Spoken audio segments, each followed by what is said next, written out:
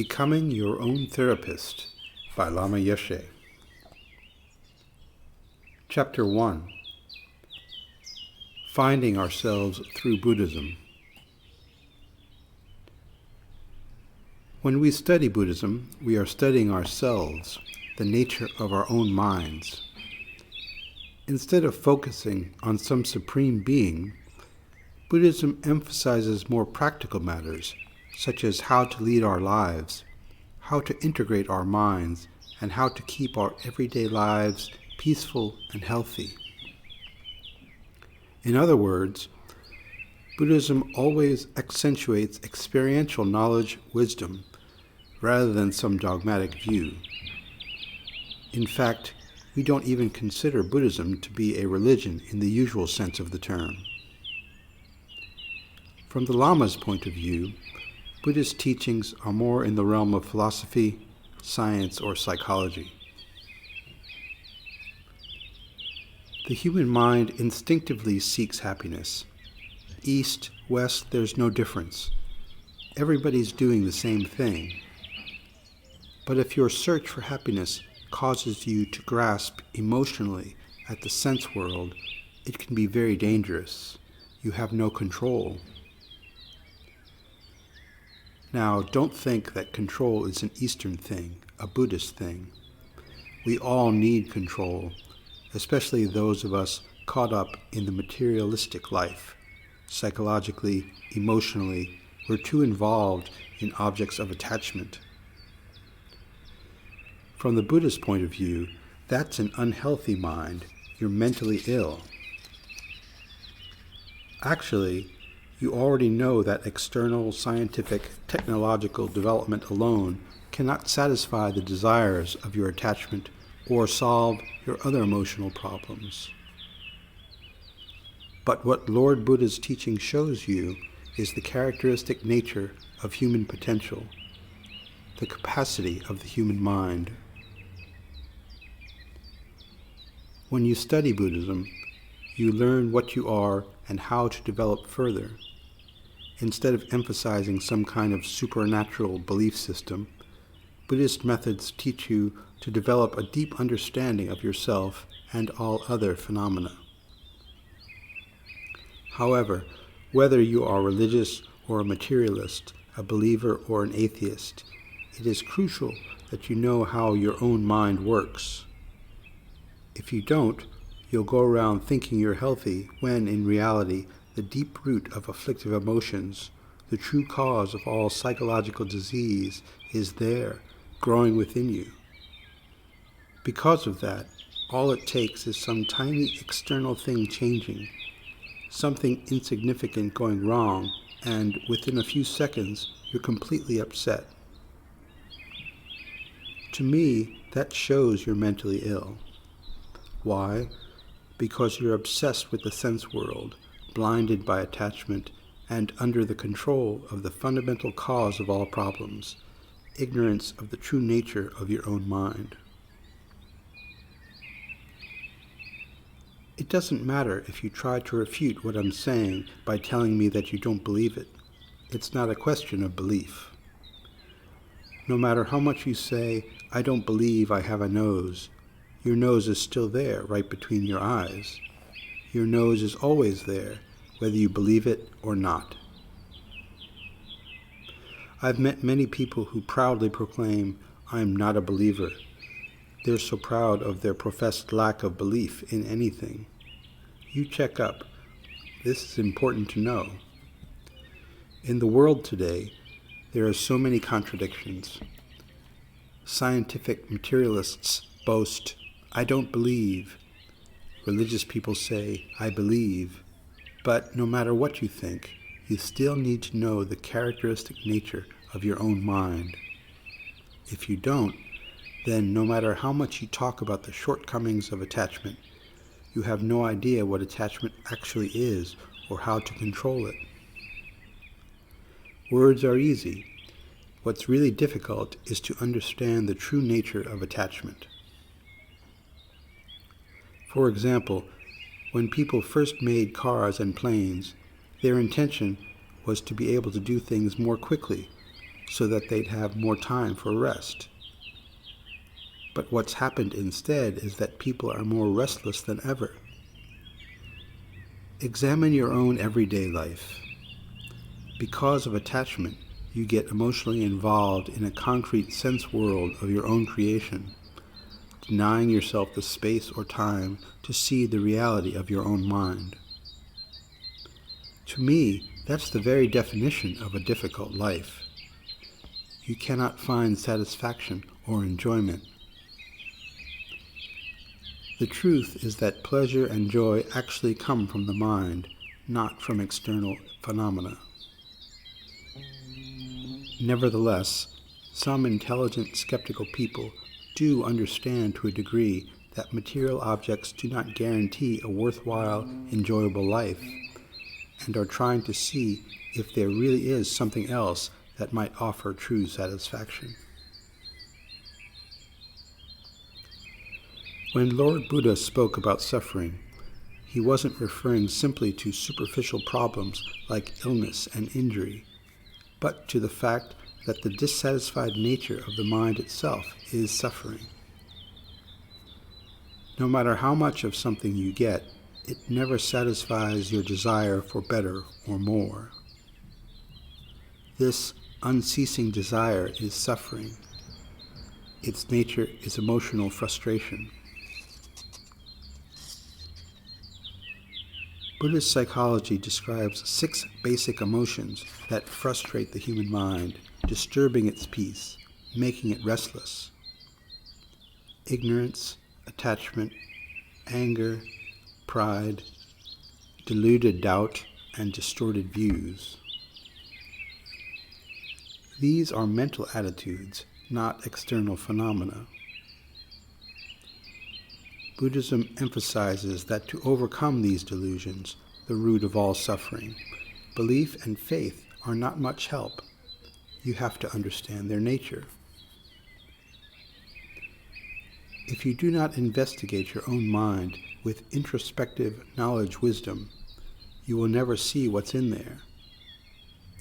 Without checking, no matter how much you talk about your mind and your emotions, you'll never really understand that your basic emotion is egocentricity, and that this is what is making you restless.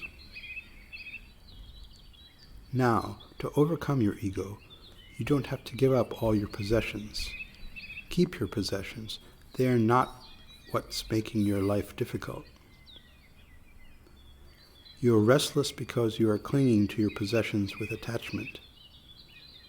Ego and attachment pollute your mind, making it unclear, ignorant, and agitated, and prevent the light of wisdom from growing.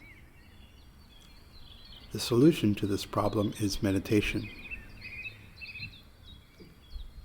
Meditation does not imply only the development of single-pointed concentration, sitting in some corner doing nothing. Meditation is an alert state of mind, the opposite of sluggishness.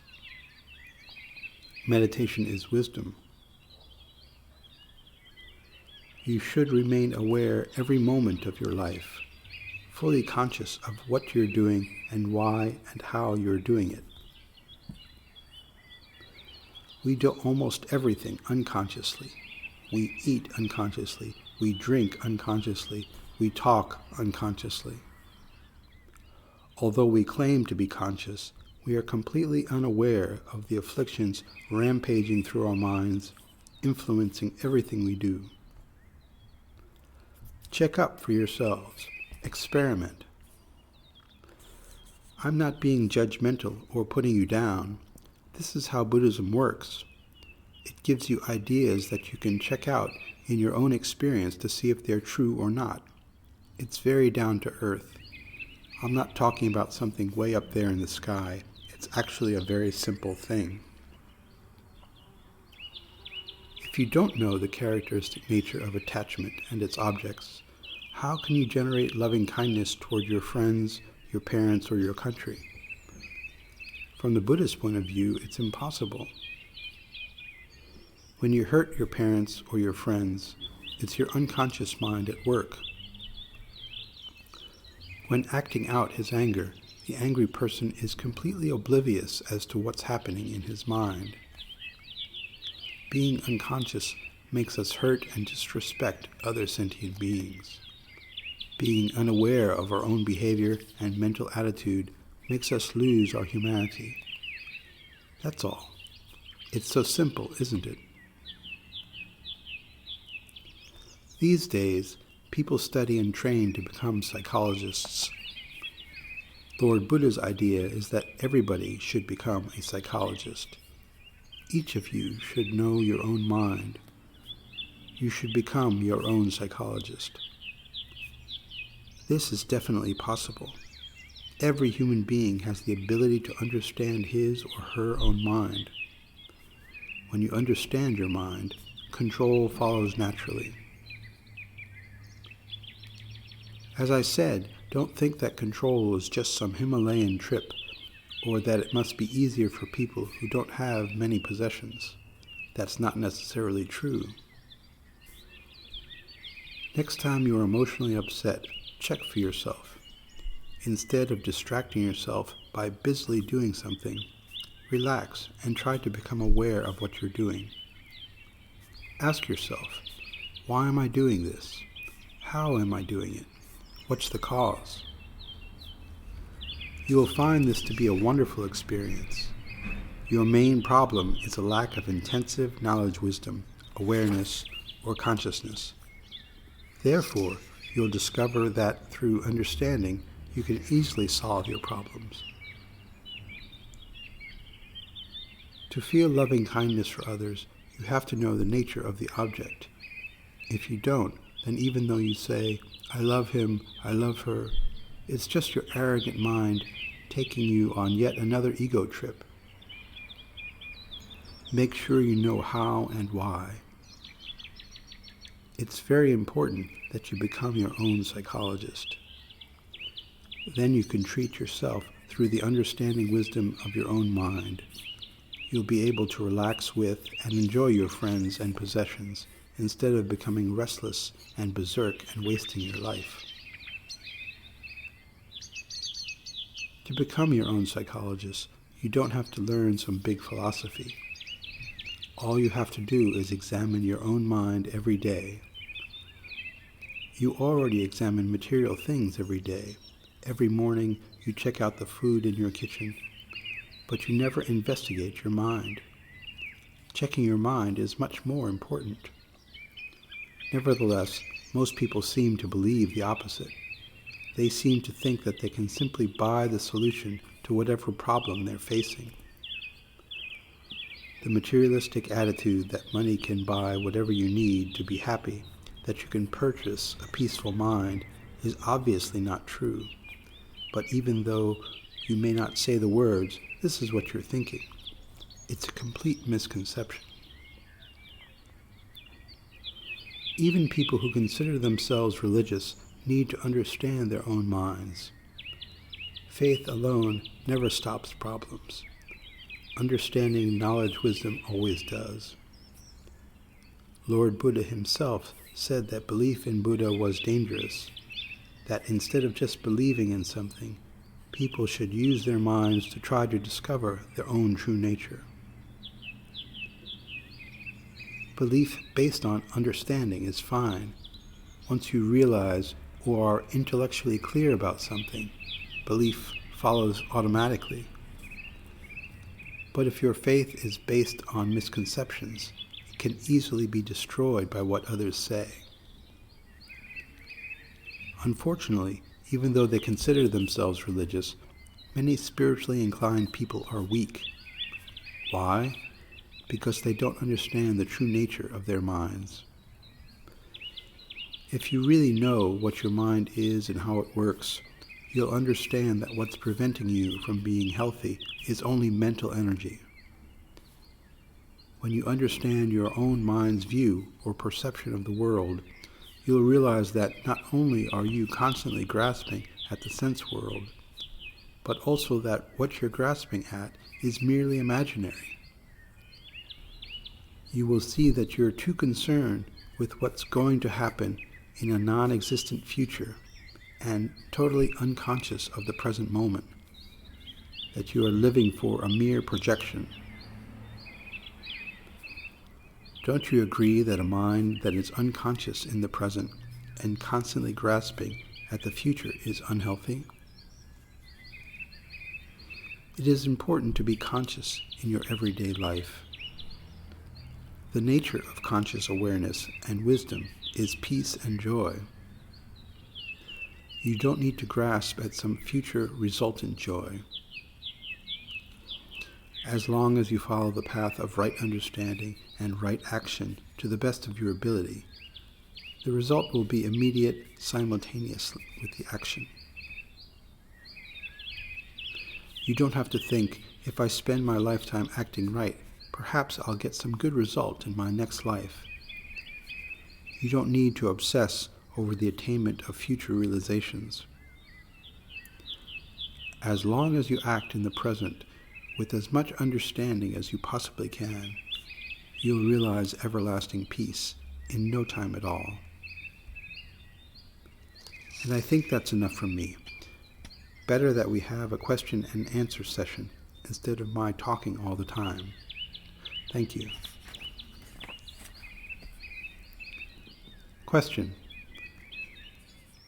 When you were talking about meditation, you didn't mention visualization. It seems that some people find it relatively easy to visualize, while others find it quite difficult. How important is it to develop the ability to visualize things in the mind? Lama. Many people have trouble visualizing what's described to them simply because they have not trained their minds in it. But for others, it's because they have a poor imagination. They're too physical. Perhaps they think that all there is to their being is their physical body, that there's no mind apart from the brain. However, Buddhism has methods whereby you can train your mind and develop the ability to visualize in meditation. But in reality, you visualize all day long. The breakfast you eat in the morning is a visualization. Whenever you go shopping and think, this is nice, or I don't like that. Whatever you're looking at is a projection of your own mind. When you get up in the morning and see the sun shining and think, oh, it's going to be nice today, that's your own mind visualizing. Actually, visualization is quite well understood. Even shopkeepers and advertising agents know the importance of visualization, so they create displays or billboards to attract your attention. Buy this. They know that things you see affect your mind, your visualization. Visualization is not something supernatural, it is scientific.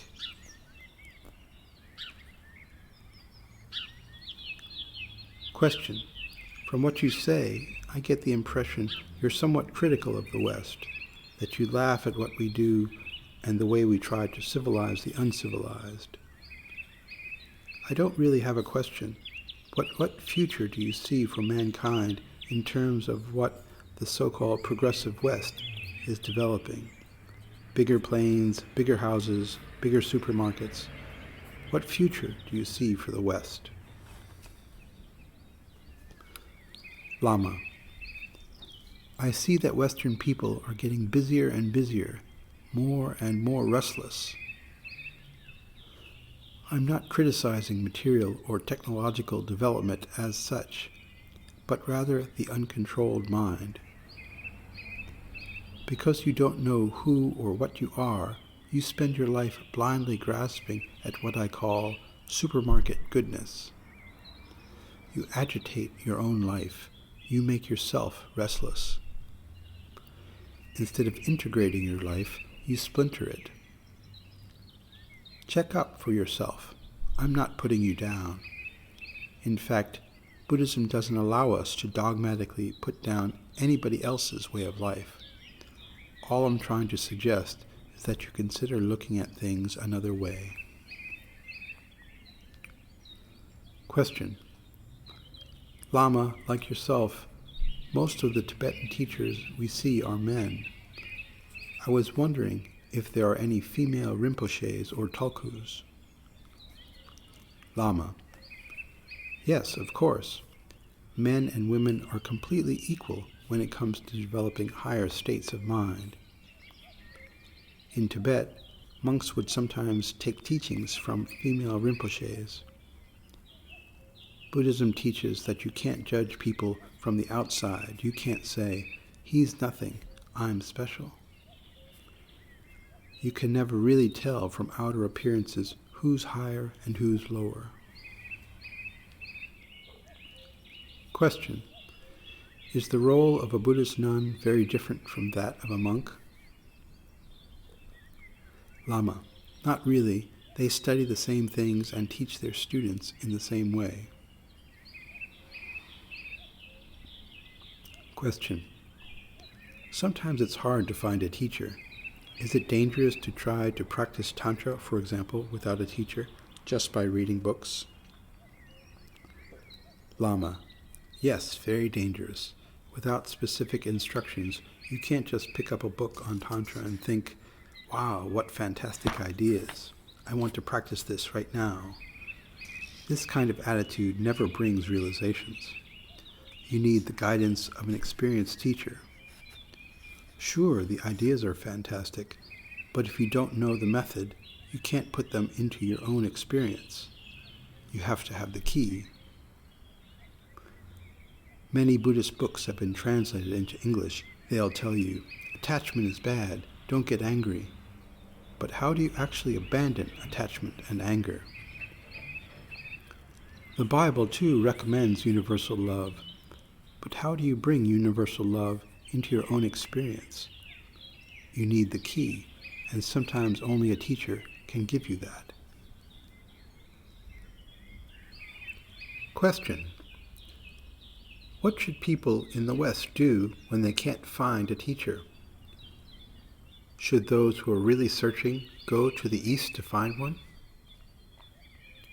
Lama: don't worry. When the time is right, you'll meet your teacher. Buddhism doesn't believe that you can push other people. Everybody should learn to meditate. Everybody should become a Buddhist. That's stupid. Pushing people is unwise. When you're ready, some kind of magnetic energy will bring you together with your teacher. About going to the East, it depends on your personal situation. Check up. The important thing is to search with wisdom and not blind faith. Sometimes, even if you go to the East, you still can't find a teacher. It takes time. Question: what is the Buddhist attitude towards suicide? Lama: people who take their own lives have no understanding of the purpose or value of being human. They kill themselves out of ignorance. They can't find satisfaction, so they think, "I'm hopeless." Question: if a person, out of ignorance perhaps, believes he has achieved enlightenment, what is his purpose in continuing to live?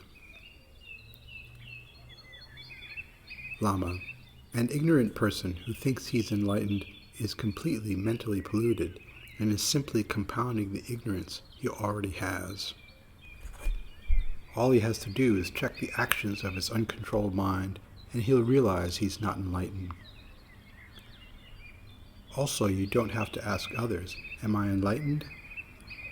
Just check your own experience. Enlightenment is a highly personal thing. Question: I like the way you stress the importance of understanding over belief, but I find it difficult to know how a person brought up in the West or given a scientific education can understand the concept of reincarnation, past, present, and future lives. How can you prove that they exist? Lama: if you can realize your own mind's continuity from the time you are a tiny embryo in your mother's womb up to the present time, then you'll understand. The continuity of your mental energy is a bit like the flow of electricity from a generator through the wires until it lights up a lamp. From the moment it's conceived, as your body evolves, mental energy is constantly running through it, changing. And if you can realize that, you can more easily understand your own mind's previous continuity. As I keep saying, it's never simply a question of belief. Of course, initially it's difficult to accept the idea of reincarnation because these days it's such a new concept for most people, especially those brought up in the West. They don't teach you continuity of consciousness in school. You don't study the nature of the mind, who you are, what you are, in college. So of course it's all new to you. But if you think it's important to know who and what you are, and you investigate your mind through meditation, you will easily come to understand the difference between your body and your mind. You will recognize the continuity of your own consciousness. From there you will be able to realize your previous lives. It is not necessary to accept reincarnation on faith alone. Question: could you please explain the relationship between meditation, enlightenment, and supernormal mental powers, such as seeing the future, reading other people's minds, and seeing what's happening in a place that's far away? Lama: while it's definitely possible to achieve clairvoyance through developing single-pointed concentration, we have a long way to go. As you slowly gain a better understanding of your own mind, you will gradually develop the ability to see such things. But it's not that easy, where you meditate just once and all of a sudden you can see the future or become enlightened. It takes time. Question: if you are meditating, working towards enlightenment, do these powers come with control or just all of a sudden, with no control at all? Lama: true powers come with control. They are not like the uncontrolled emotional hallucinations you experience after you've taken drugs. Even before you reach enlightenment, you can develop insight into your past and future lives and read other people's minds, but this comes about only through the controlled and gradual development of wisdom. Question: do you yourself have the power to separate your mind from your body and astral travel or do other things? Lama: no. Question: does His Holiness the Dalai Lama have the power to do that? Lama: the Mahayana Buddhism of Tibet certainly does contain an unbroken oral tradition of teachings on the development of supernormal powers, which has passed from realized guru to disciple from the time of the Buddha himself down to the present. But just because that teaching exists, it doesn't mean that I have accomplished it. Furthermore, Tibetan Buddhism prohibits any Lama who does have such realizations from proclaiming them. Even when you do attain enlightenment, unless there's a good reason, you're not allowed to go around telling everyone that you're a Buddha. Be careful. Our system is different from yours. In the West, you hear people who say, "Last night God spoke to me in my dreams." We think it can be dangerous for people to broadcast details of their mystical experiences. Therefore, we don't allow it. Question: some years ago, I read a book called The Third Eye about a gentleman who had extraordinary powers. Have many people had their third eye opened? Lama: what the author of that book, Lobsang Rampa, says is a literal misconception. The third eye is not a physical thing, but rather a metaphor for wisdom. Your third eye is the one that sees beyond ordinary sense perception into the nature of your own mind. Question. Since Buddhism believes in reincarnation, can you tell me how long there is between lives? Lama. It can be anything from a few moments up to 7 weeks. The moment the consciousness separates from the body, the subtle body of the intermediate state is already there, waiting for it.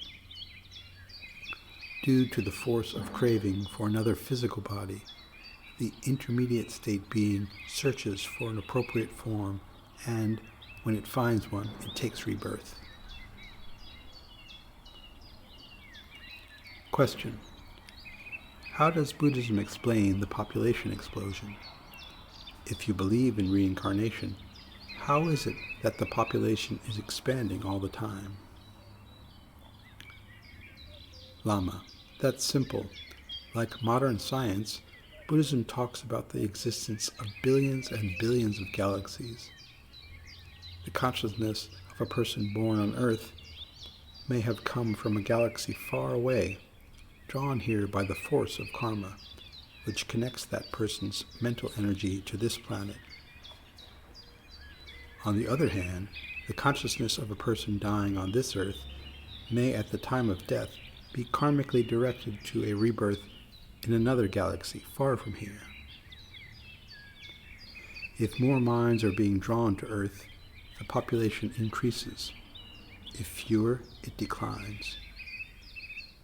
That does not mean that brand new minds are coming into existence.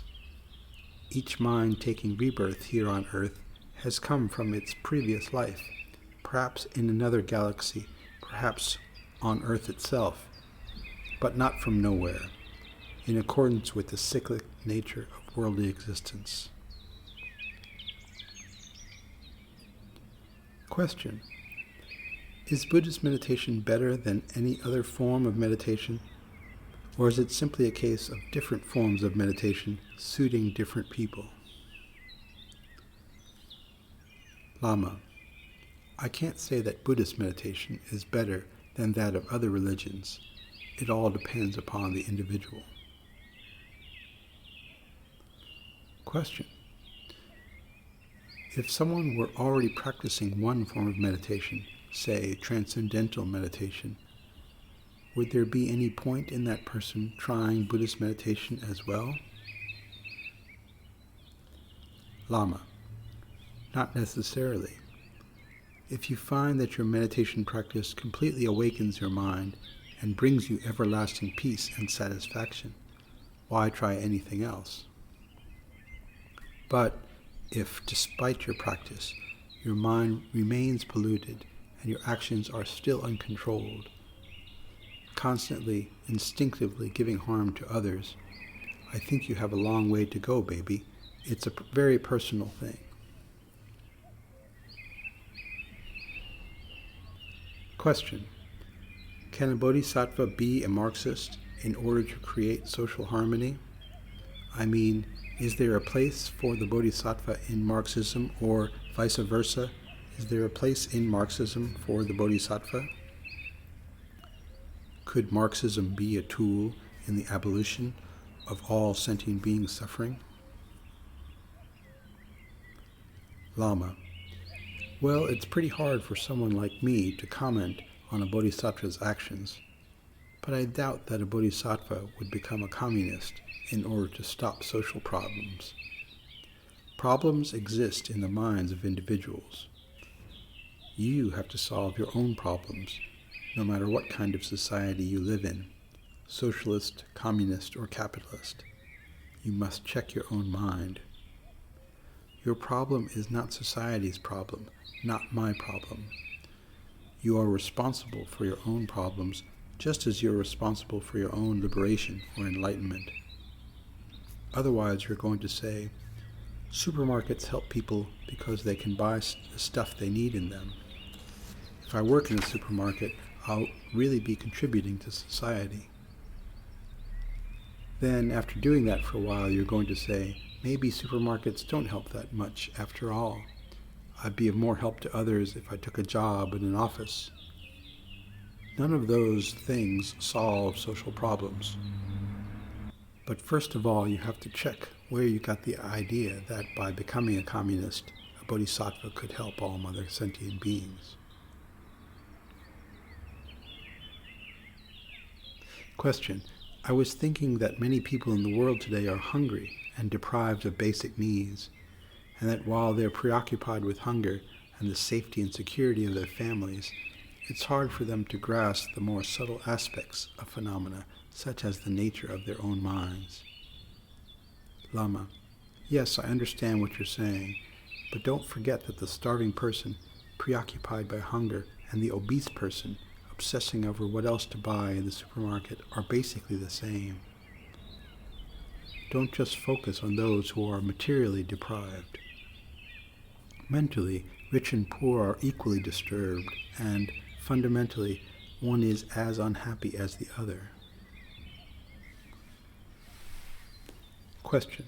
But Lord Krishna united India in a spiritual war, the war of Dharma, and as a result, at one time, all the people of India had the ability to engage in spiritual practice.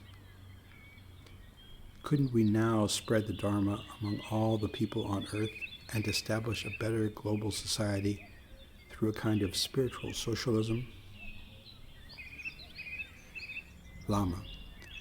First of all, I think what you're saying is potentially very dangerous. Only a few people would understand what you're talking about. Generally, you can't say that actions that give harm to other sentient beings are those of a bodhisattva. Buddhism forbids you to kill other sentient beings, even for supposedly religious reasons. In Buddhism, there's no such thing as a holy war. You have to understand this. And secondly, it's impossible to equalize everybody on the earth through force. Until you fully understand the minds of all beings throughout the universe and have abandoned the minds of self-cherishing and attachment, you will never make all living beings one. It's impossible. Question. I don't mean making all people the same, because obviously there are going to be different mental levels. But we could establish a universal human society on the basis of socialistic economic theory. Lama, I think you shouldn't worry about that. You'd be better off worrying about the society of your own mind. That's more worthwhile, more realistic than making projections about what's happening in the world around you. Question. But is it not a spiritual practice to strike a balance between your own self-realization and service to humanity? Lama. Yes, you can serve society, but you can't homogenize all sentient beings' actions simultaneously, just like that.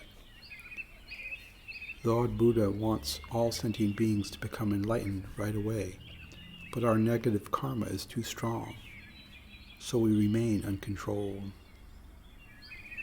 You can't wave a magic wand, I want everybody to be equally happy, and expect it to happen just like that. Be wise.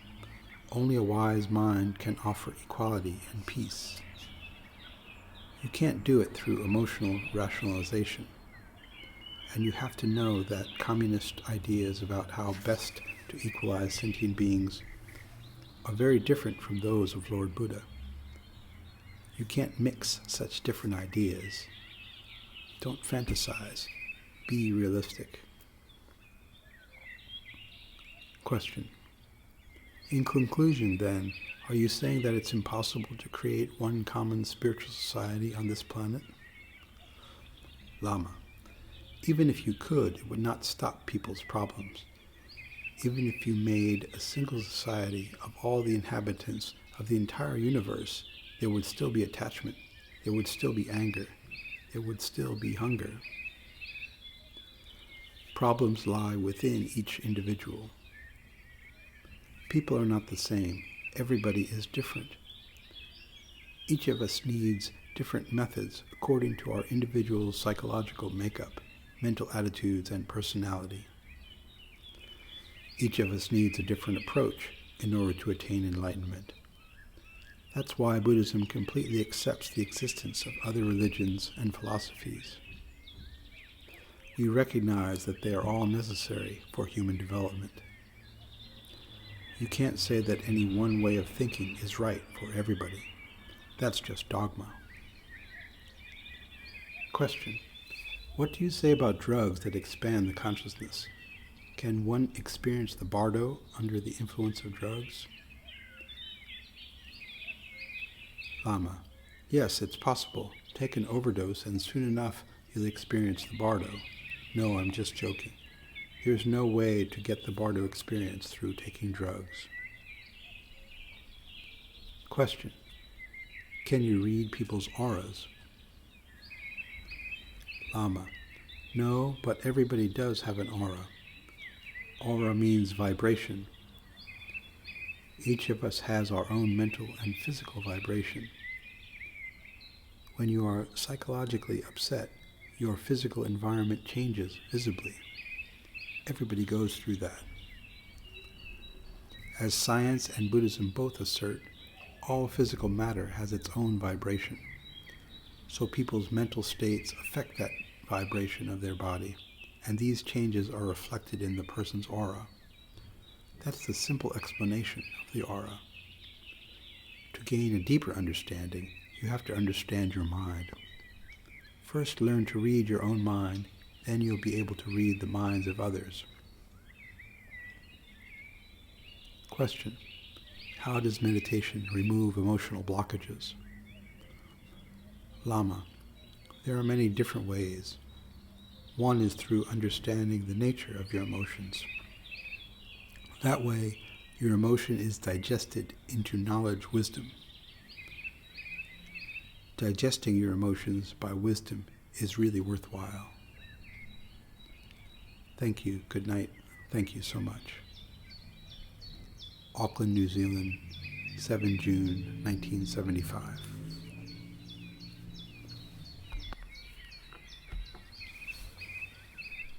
Chapter 2. Religion, the Path of Inquiry. People have many different ideas about the nature of religion in general, and Buddhism in particular. Those who consider religion and Buddhism at only the superficial, intellectual level will never understand the true significance of either.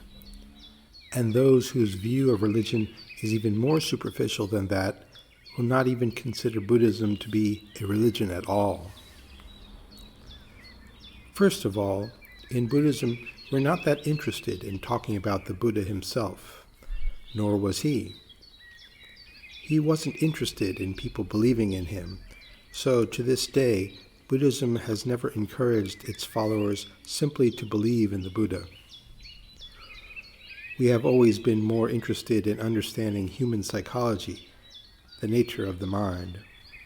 Thus, Buddhist practitioners always try to understand their own mental attitudes, concepts, perceptions, and consciousness. Those are the things that really matter. Otherwise, if you forget about yourself and your delusions and focus instead on some lofty idea like, what is Buddha? Your spiritual journey becomes a dreamlike hallucination. That's possible. Be careful. In your mind, there's no connection between Buddha or God and yourself. They're completely separate things. You're completely down here. Buddha or God is completely up there. There's no connection whatsoever. It's not realistic to think that way. It's too extreme. You're putting one thing down at the lower extreme and the other way up at the upper. In Buddhism, we call that kind of mind dualistic. Furthermore, if humans are completely negative by nature, what is the point of seeking a higher idea? Anyway, ideas are not realizations. People always want to know all about the highest attainments or the nature of God, but such intellectual knowledge has nothing to do with their lives or their minds. True religion should be the pursuit of self-realization, not an exercise in the accumulation of facts. In Buddhism, we are not particularly interested in the quest for intellectual knowledge alone. We are much more interested in understanding what's happening here and now, in comprehending our present experiences, what we are at this very moment, our fundamental nature. We want to know how to find satisfaction, how to find happiness and joy instead of depression and misery, how to overcome the feeling that our nature is totally negative. Lord Buddha himself taught that basically human nature is pure, egoless, just as the sky is by nature clear, not cloudy. Clouds come and go, but the blue sky is always there. Clouds don't alter the fundamental nature of the sky. Similarly, the human mind is fundamentally pure, not one with the ego. Anyway, whether you are a religious person or not, if you can't separate yourself from your ego, you're completely misguided. You've created for yourself a totally unrealistic philosophy of life that has nothing whatsoever to do with reality. Instead of grasping at intellectual knowledge, wanting to know what's the highest thing going, you'd be much better off trying to gain an understanding of the basic nature of your own mind and how to deal with it right now. It is so important to know how to act effectively. Method is the key to any religion, the most important thing to learn. Say you hear about an amazing treasure house containing jewels for the taking, but don't have the key to the door. All your fantasies about how you'll spend your newfound wealth are a complete hallucination. Similarly, fantasizing about wonderful religious ideas and peak experiences, but having no interest in immediate action or the methods of attainment, is totally unrealistic. If you have no method, no key, no way to bring your religion into your everyday life, you'd be better off with Coca-Cola. At least that quenches your thirst. If your religion is simply an idea, it's as insubstantial as air. You should be very careful that you understand exactly what religion is and how it should be practiced. Lord Buddha himself said, "Belief is not important. Don't believe what I say just because I said it." These were his dying words. I have taught many different methods because there are many different individuals. Before you embrace any of them, use your wisdom to check that they fit your psychological makeup, your own mind. If my methods seem to make sense and work for you, by all means adopt them. But if you don't relate to them, even though they might sound wonderful, leave them be. They were taught for somebody else. These days, you can't tell most people that they should believe something just because Buddha said, because God said. It's not enough for them. They'll reject it. They want proof. But those who cannot understand that the nature of their mind is pure will be unable to see the possibility of discovering their innate purity and will lose whatever chance they had to do so. If you think that your mind is fundamentally negative, you tend to lose all hope. Of course, the human mind has both positive and negative sides, but the negative is transient, very temporary. Your up and down emotions are like clouds in the sky. Beyond them, the real basic human nature is clear and pure. Many people misunderstand Buddhism. Even some professors of Buddhist studies look at just the words and interpret what the Buddha taught very literally. They don't understand his methods, which are the real essence of his teachings. In my opinion, the most important aspect of any religion is its methods, how to put that religion into your own experience. The better you understand how to do that, the more effective your religion becomes. Your practice becomes so natural, so realistic. you easily come to understand your own nature, your own mind, and you don't get surprised by whatever you find in it. Then, when you understand the nature of your own mind, you'll be able to control it naturally. You won't have to push so hard. Understanding naturally brings control. Many people will imagine that control of the mind is some kind of tight, restrictive bondage. Actually, control is a natural state. But you're not going to say that, are you?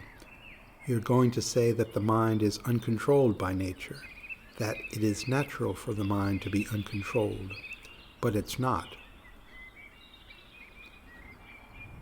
When you realize the nature of your uncontrolled mind, control comes as naturally as your present uncontrolled state arises.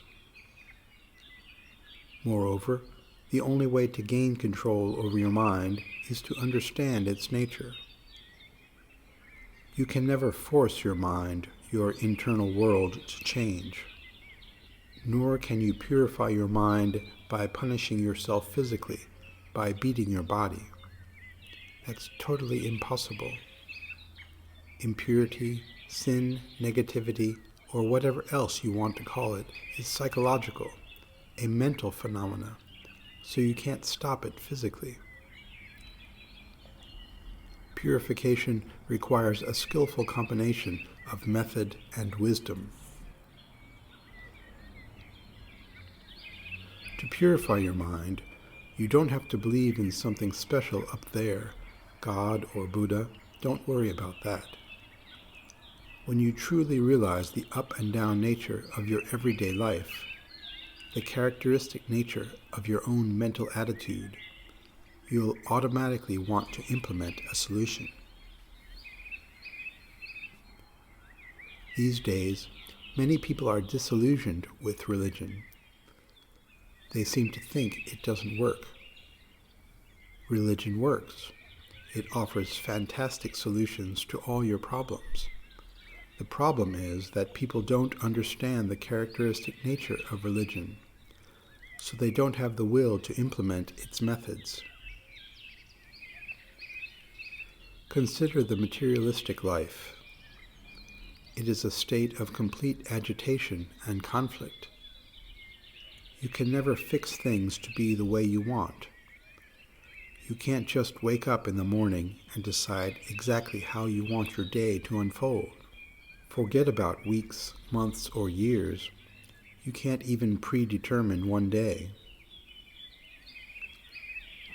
If I were to ask you right now if you could get up in the morning and set exactly how your day was going to go, how you were going to feel each moment, what would you say? There's no way you could do that, is there?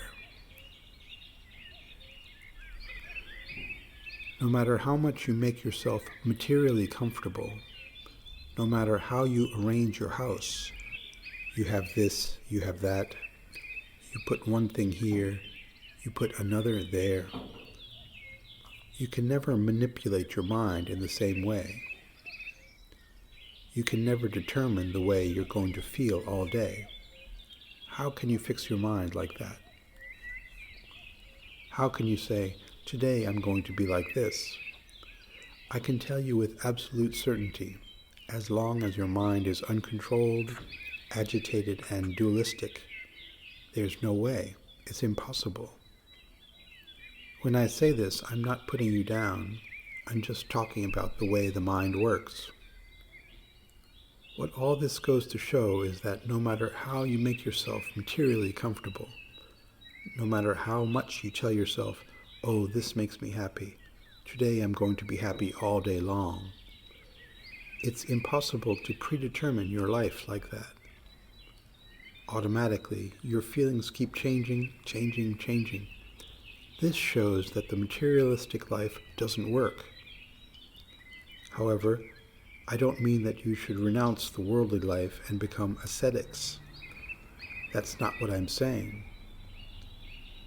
My point is that if you understand spiritual principles correctly and act accordingly, you will find much greater satisfaction and meaning in your life than you will by relying on the sense world alone. The sense world alone cannot satisfy the human mind.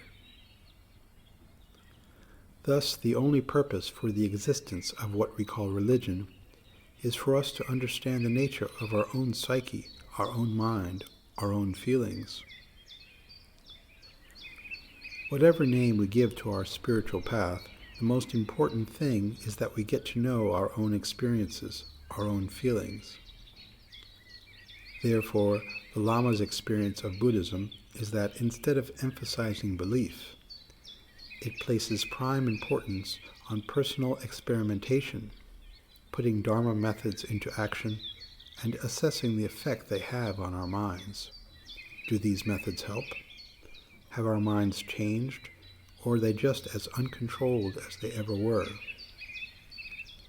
This is Buddhism, and this method of checking the mind is called meditation.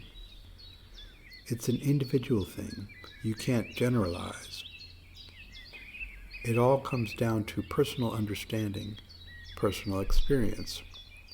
If your path is not providing solutions to your problems, answers to your questions, satisfaction to your mind, you must check up. Perhaps there's something wrong with your point of view, your understanding.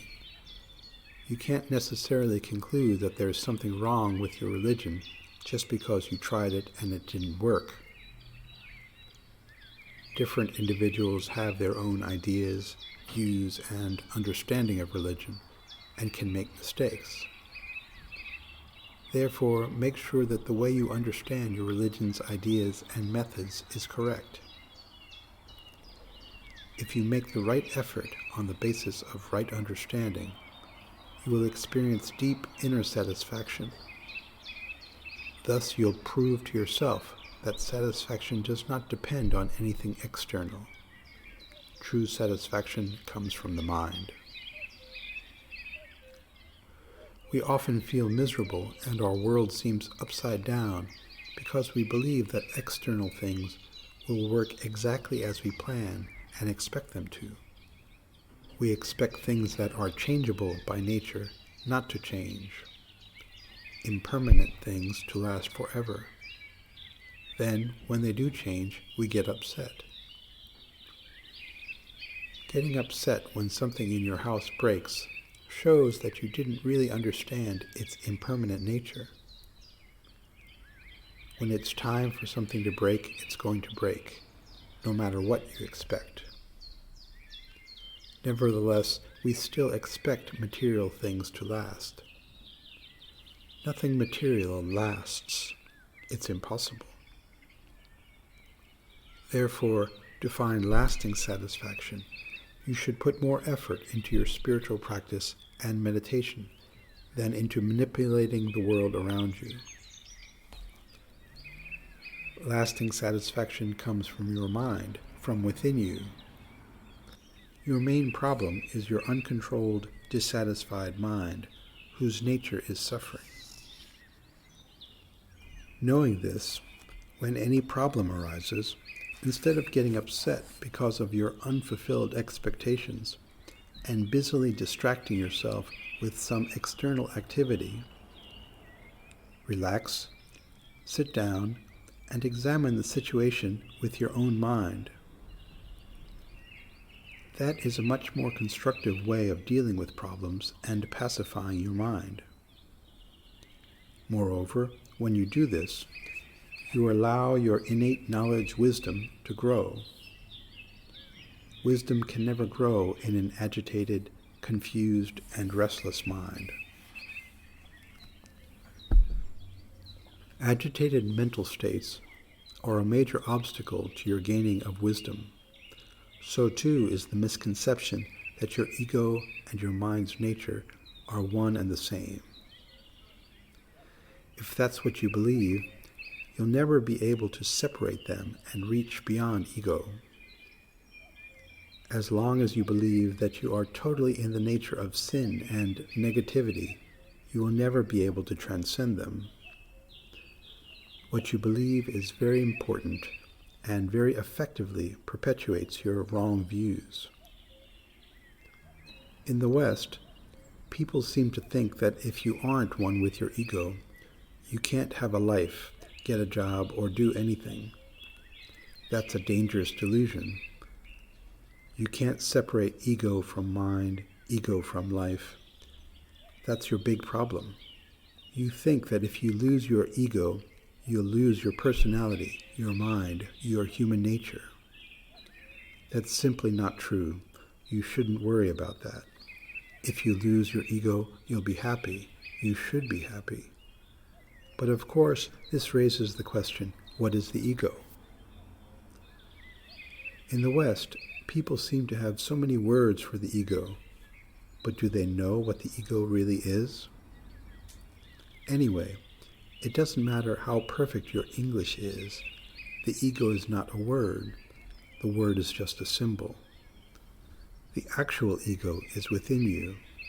It's the wrong conception that yourself is independent, permanent, and inherently existent. In reality, what you believe to be I doesn't exist. If I were to ask everybody here to check deeply, beyond words, what they thought the ego was, each person would have a different idea. I'm not joking, this is my experience. You should check your own. We always say, very superficially, that's your ego. But we have no idea what the ego really is. Sometimes we even use the term pejoratively. Oh, don't worry, that's just your ego, or something like that. But if you check up more deeply, you'll see that the average person thinks that the ego is his personality, his life. Men feel that if they were to lose their ego, they'd lose their personalities. They'd no longer be men. Women feel that if they were to lose their ego, they'd lose their female qualities. That's not true at all. Still, based on Westerners' interpretation of life and ego, that's pretty much what it comes down to. They think the ego is something positive in the sense that it's essential for living in society. That if you don't have an ego, you can't mix in society. You check up more deeply, on the mental level, not the physical. It's interesting. Even many psychologists describe the ego so superficially that you'd think it was a physical entity. From the Buddhist point of view, the ego is a mental concept, not a physical thing. Of course, symptoms of ego activity can manifest externally, such as when, for example, someone's angry and his face and body reflect that angry vibration. But that's not anger itself. It's a symptom of anger. Similarly, ego is not its external manifestations, but a mental factor, a psychological attitude. You can't see it from the outside. When you meditate, you can see why today you're up, tomorrow you're down. Mood swings are caused by your mind. People who don't check within themselves come up with very superficial reasons like, I'm unhappy today because the sun's not shining. But most of the time, your ups and downs are due to primarily psychological factors. When a strong wind blows, the clouds vanish and the blue sky appears. Similarly, when the powerful wisdom that understands the nature of the mind arises, the dark clouds of ego disappear. Beyond the ego, the agitated, uncontrolled mind, lie everlasting peace and satisfaction. That's why Lord Buddha prescribed penetrative analysis of both your positive and your negative sides. In particular, when your negative mind arises, instead of being afraid, you should examine it more closely. You see, Buddhism is not at all a tactful religion, always trying to avoid giving offense. Buddhism addresses precisely what you are and what your mind is doing in the here and now. That's what makes it so interesting. You can't expect to hear only positive things. Sure, you have a positive side, but what about the negative aspects of your nature? To gain an equal understanding of both, an understanding of the totality of your being, you have to look at your negative characteristics as well as the positive ones, and not try to cover them up.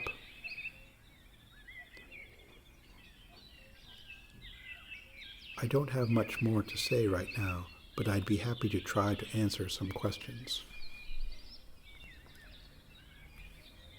Question. Lama, were you saying that we should express rather than suppress our negative actions? That we should let the negativity come out? Lama, it depends. There are two things.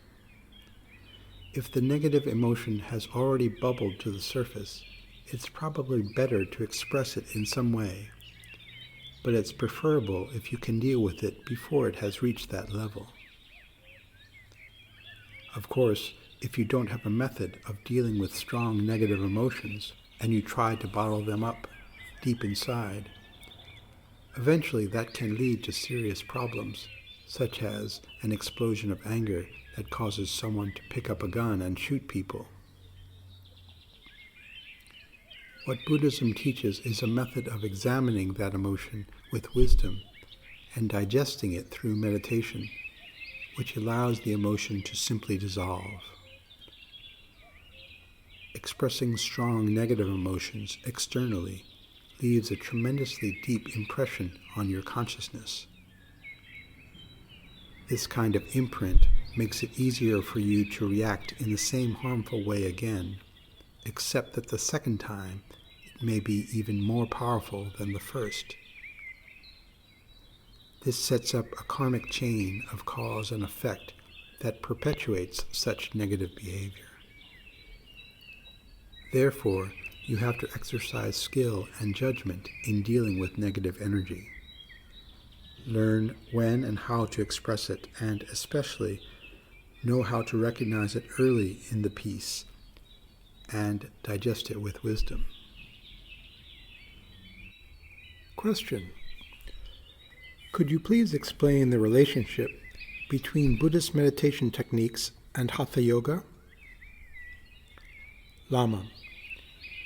In Buddhism, we tend to focus more on penetrative introspection than on bodily movement, although there are certain practices where meditation techniques are enhanced by physical exercises. In general, Buddhist meditation teaches us to look within at what we are, to understand our own true nature. All the same, Buddhist meditation does not necessarily imply sitting in the lotus position with your eyes closed. Meditation can be brought into every aspect of your daily life. It is important to be aware of everything you do so that you don't unconsciously harm either yourself or others. Whether you are walking, talking, working, eating, whatever you do, be conscious of the actions of your body, speech, and mind. Question. Do Buddhists control their prana, wind energy, completely through the mind? Lama. Yes, if you can control your mind, you can control anything. It's impossible to control your physical body without first controlling your mind. If you try to control your body forcibly, if you pump yourself up with no understanding of the mind-body relationship, it can be very dangerous and cause your mind great harm. Question. Can you reach as deep a state of meditation through walking as you can through sitting? Lama. Sure, it's theoretically possible. but it depends upon the individual. For beginners, it's obviously much easier to attain deeper states of concentration through sitting meditation. Experienced meditators, however, can maintain single-pointed concentration, a fully integrated mind, whatever they're doing, including walking. Of course, if someone's mind is completely disturbed, even sitting meditation may not be enough for him to integrate his mind. One of the hallmarks of Buddhism is that you can't say that everybody should do this, everybody should be like that. It depends on the individual. However, we do have a clearly defined, step-like path of meditation practice. First you develop this, then you move on to that, and so on, through the various levels of concentration. Similarly, the entire path to enlightenment, we call it the Lam Rim, has been laid out in a graded, logical fashion, so that each person can find his or her own level and take it from there. Question. Lama, can the various negative thoughts that arise in our minds come from a source outside of ourselves, from other people, or perhaps from spirits? Lama. Well, that's a very good question. The real source, the deep root of negativity, lies within our own minds, but for this to manifest usually requires interaction with a cooperative environmental cause, such as other people or the material world. For example, some people experience mood swings as a result of astrological influences, such as the vibration of planetary movement. Others' emotions fluctuate because of hormonal changes in their bodies. Such experiences do not come from their minds alone, but through the interaction of physical and mental energy. Of course, we would also say that the fact that we find ourselves in a body susceptible to this kind of change originally comes from our minds. But I don't think Lord Buddha would say that there is some outer spirit harming you like that. What is possible is that your inner energy is relating to some outer energy, and that it is that interaction that makes you sick. You can see from your own life experiences how the environment can affect you. When you are among peaceful, generous, happy people, you're inclined to feel happy and peaceful yourself. When you're among angry, aggressive people, you tend to become like them. The human mind is like a mirror. A mirror does not discriminate, but simply reflects whatever is before it, no matter whether it's horrible or wonderful.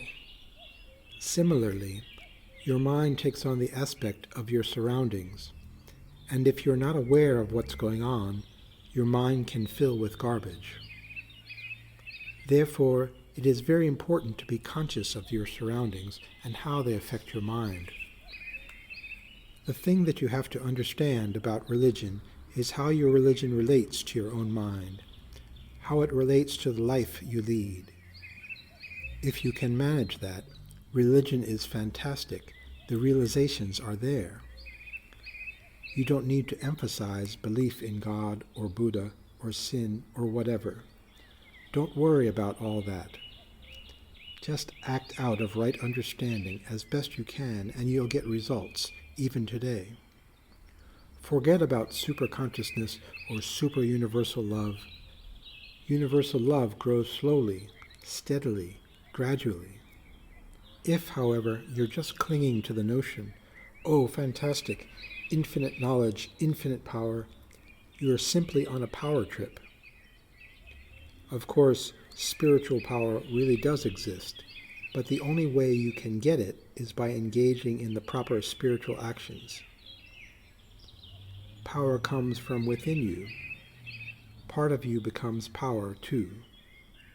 Don't think that the only true power is up there, somewhere in the sky. You have power. Your mind is power. Question. Perception is one of the 5 aggregates that, according to Buddhist philosophy, constitute a person. How does it work? Lama. Yes, that's another good question. Most of the time, our perception is illusory. We're not perceiving reality. Sure, we see the sense world, attractive shapes, beautiful colors, nice tastes, and so forth. But we don't actually perceive the real, true nature of the shapes, colors, and tastes we see. That's how most of the time our perception is mistaken.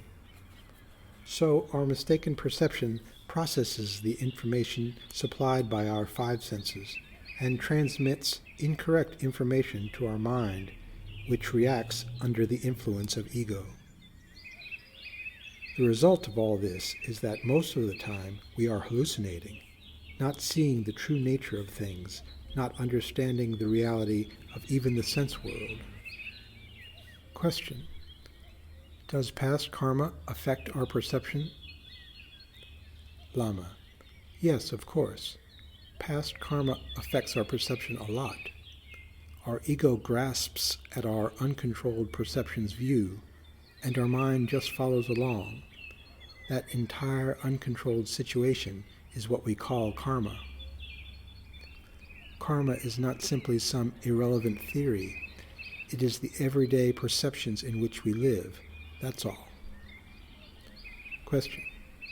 Lama, what is the relationship between the body and mind as far as food is concerned?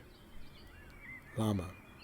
Body is not mind, mind is not body, but these two have a very special connection. They are very closely linked, very sensitive to changes in each other. For example, when people take drugs, the substance doesn't affect the mind directly, but since the mind is connected to the body's nervous system and sense organs, changes induced in the nervous system by the drug throw it out of harmony and cause the mind to hallucinate. There is a very strong connection between the body and the mind. In Tibetan Tantric Yoga, we take advantage of that strong connection. By concentrating strongly on the body's psychic channels, we can affect the mind accordingly. Therefore, even in everyday life, the food you eat and the other things your body touches have an effect on your mind. Question. Is fasting good for you? Lama. Fasting is not all that important unless you are engaged in certain special mind training practices. Then, fasting may even be essential. This is certainly the Lama's experience. For example, if you eat and drink all day and then try to meditate in the evening, your concentration will be very poor. Therefore, when we're doing serious meditation, we eat only once a day. In the morning, we just drink tea. At midday, we have lunch, and in the evening, instead of eating, we again drink tea. For us, this kind of routine makes life desirably simple and the body very comfortable. But for someone not engaged in mind training, it would probably feel like torture. Normally, we don't advocate fasting. We tell people not to punish themselves, but simply to be happy and reasonable, and to keep their bodies as healthy as they can.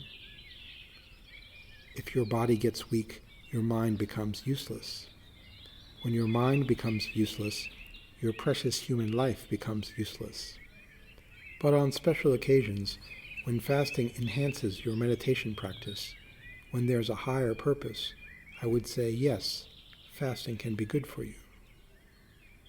Thank you very much. If there are no further questions, I won't keep you any longer. Thank you very much. Brisbane, Australia, 28 April 1975.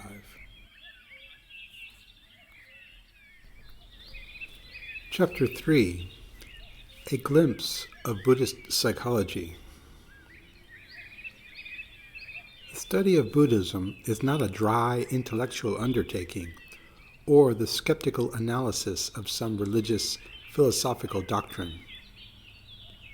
On the contrary, when you study Dharma and learn how to meditate, you are the main topic. You are mainly interested in your own mind, your own true nature. Buddhism is a method for controlling the undisciplined mind in order to lead it from suffering to happiness. At the moment, we all have undisciplined minds, but if we can develop a correct understanding of its characteristic nature, control will follow naturally, and we'll be able to release emotional ignorance and the suffering it brings automatically. Therefore, no matter whether you are a believer or a non-believer, religious or not religious, a Christian, a Hindu or a scientist, black or white, an Easterner or a Westerner, the most important thing is to know your own mind and how it works. If you don't know your own mind, your misconceptions will prevent you from seeing reality.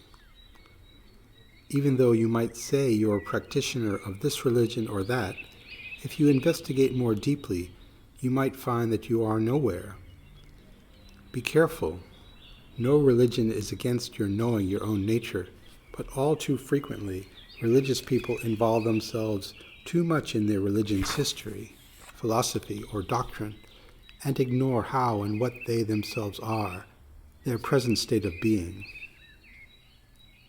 Instead of using their religion to attain its goals, salvation, liberation, inner freedom, eternal happiness and joy, they play intellectual games with their religion as if it were a material possession. Without understanding how your inner nature evolves, how can you possibly discover eternal happiness? Where is eternal happiness? It's not in the sky or in the jungle. You won't find it in the air or under the ground. Everlasting happiness is within you, within your psyche, your consciousness, your mind. That's why it is so important that you investigate the nature of your own mind. If the religious theory that you learn does not serve to bring happiness and joy into your everyday life, what's the point? Even though you say, I'm a practitioner of this or that religion, check what you've done, how you've acted, what you've discovered since you've been following it. Don't be afraid to question yourself in detail. Your own experience is good. It's essential to question everything you do. Otherwise, how do you know what you're doing? As I'm sure you know already, blind faith in any religion can never solve your problems. Many people are lackadaisical about their spiritual practice. It's easy. I go to church every week. That's enough for me. That's not the answer. What's the purpose of your religion? Are you getting the answers you need, or is your practice simply a joke? You have to check. I'm not putting anybody down, but you have to be sure of what you're doing. Is your practice perverted, polluted by hallucination, or is it realistic?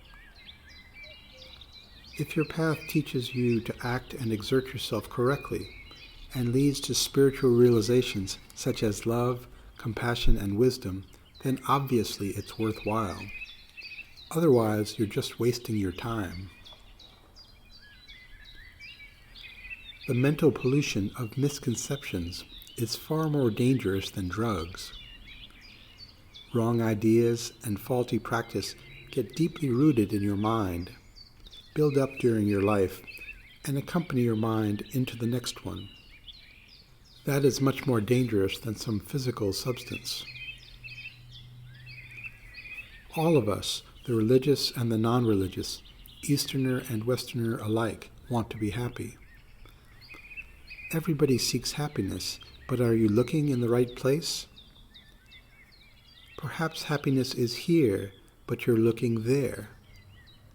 Make sure you seek happiness where it can be found. We consider Lord Buddha's teaching to be more akin to psychology and philosophy than to what you might usually imagine religion to be. Many people seem to think that religion is mostly a question of belief, but if your religious practice relies mainly on faith, sometimes one skeptical question from a friend, "What on earth are you doing?" can shatter it completely. "Oh my God, everything I've been doing is wrong." Therefore, before you commit yourself to any spiritual path, make sure you know exactly what you're doing. Buddhist psychology teaches that emotional attachment to the sense world results from physical and mental feelings. Your five senses provide information to your mind, producing various feelings, all of which can be classified into three groups: pleasant, unpleasant, and neutral. These feelings arise in response to either physical or mental stimuli. When we experience pleasant feelings, emotional attachment ensues, and when that pleasant feeling subsides, craving arises, the desire to experience it again. The nature of this mind is dissatisfaction. It disturbs our mental peace because its nature is agitation. When we experience unpleasant feelings, we automatically dislike and want to get rid of them. Aversion arises, again disturbing our mental peace. When we feel neutral, we ignore what's going on and don't want to see reality. Thus, whatever feelings arise in our daily lives, pleasant, unpleasant, or neutral, they disturb us emotionally, and there's no balance or equanimity in our minds. So, examining your own feelings in this way has nothing to do with belief, has it? This is not some Eastern Himalayan mountain thing. This is you. This is your thing. You can't refute what I'm saying by claiming, "I have no feelings." It's so simple, isn't it? Furthermore, many of our negative actions are reactions to feeling. See for yourself. When you feel pleasant as a result of contact with people or other sense objects, analyze exactly how you feel, why you feel pleasant. The pleasant feeling is not in the external object, is it? It's in your mind.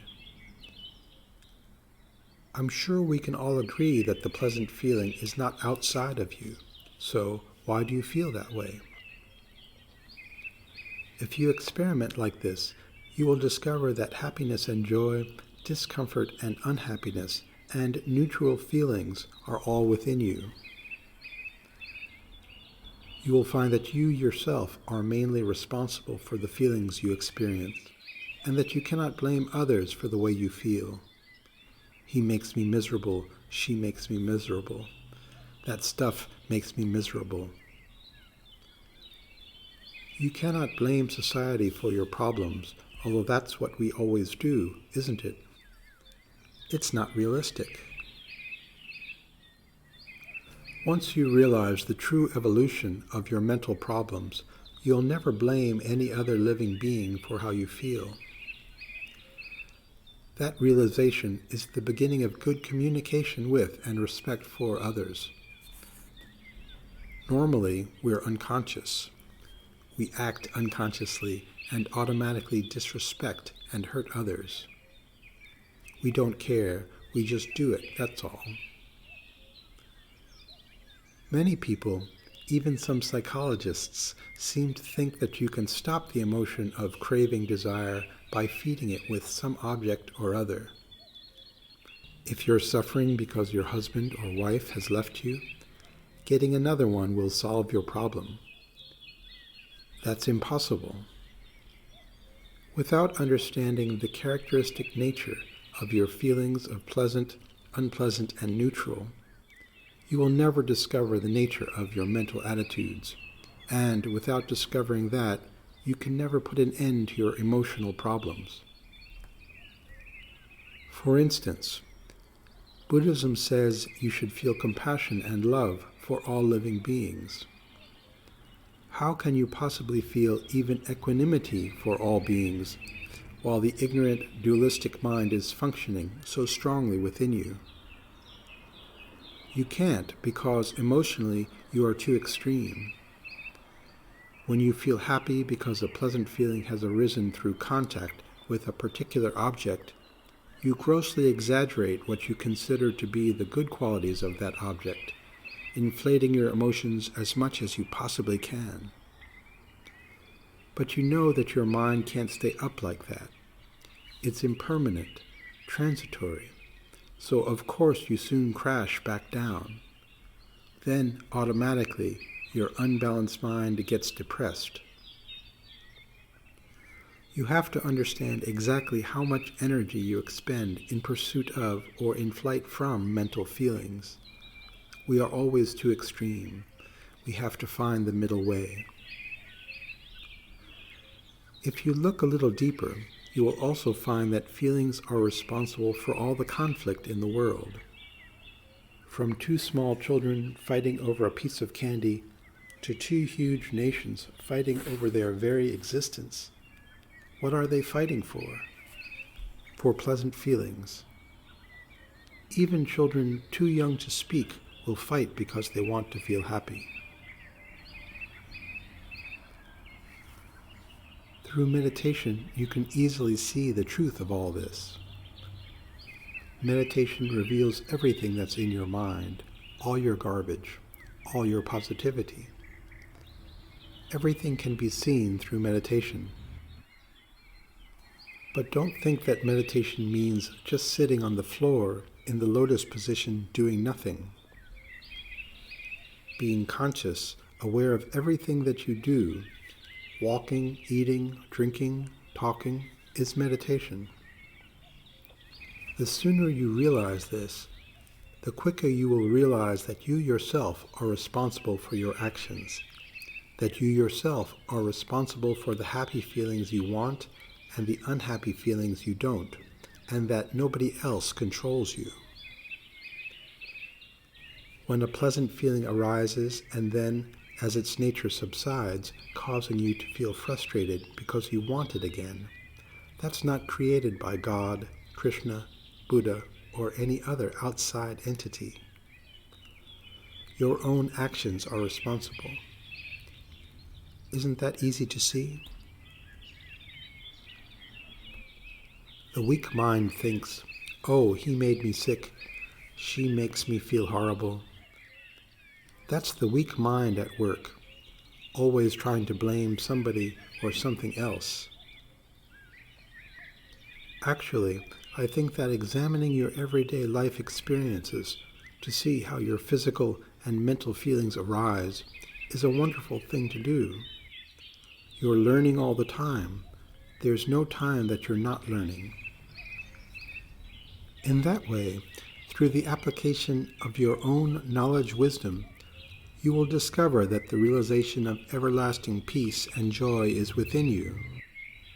Unfortunately, the weak mind doesn't possess much knowledge, wisdom, energy. You have to nurture that energy within your own mind. Why does Mahayana Buddhism teach us to develop a feeling of equanimity for all sentient beings? We often choose just one small thing, one small atom, one single living being, thinking, "This is the one for me, this is the best." Thus we create extremes of value. We grossly exaggerate the value of the one we like and engender disdain for all the rest. This is not good for you, for your mental peace. Instead, you should examine your behavior. Why am I doing this? My unrealistic, egocentric mind is polluting my consciousness. Then, by meditating on equanimity, all sentient beings are exactly the same in wanting happiness and not desiring suffering. You can learn to eliminate the extremes of tremendous attachment to one and tremendous aversion to the other. In this way, you can easily keep your mind balanced and healthy. Many people have had this experience. Therefore, Lord Buddha's psychology can be of great help when you're trying to deal with the frustrations that disturb your daily life. Remember that when pleasant feelings arise, desire, craving, and attachment follow in their wake. When unpleasant feelings arise, aversion and hatred appear. And when you feel neutral, ignorance, blindness to reality occupies your mind. If through these teachings you can learn the reality of how your feelings arise and how you react to them, your life will be much improved and you will experience much happiness, peace, and joy. Are there any questions? Question. Buddhism always talks about karma. What is it? Lama. Karma is your experiences of body and mind. The word itself is Sanskrit. It means cause and effect. Your experiences of mental and physical happiness or unhappiness are the effects of certain causes. But those effects themselves become the causes of future results.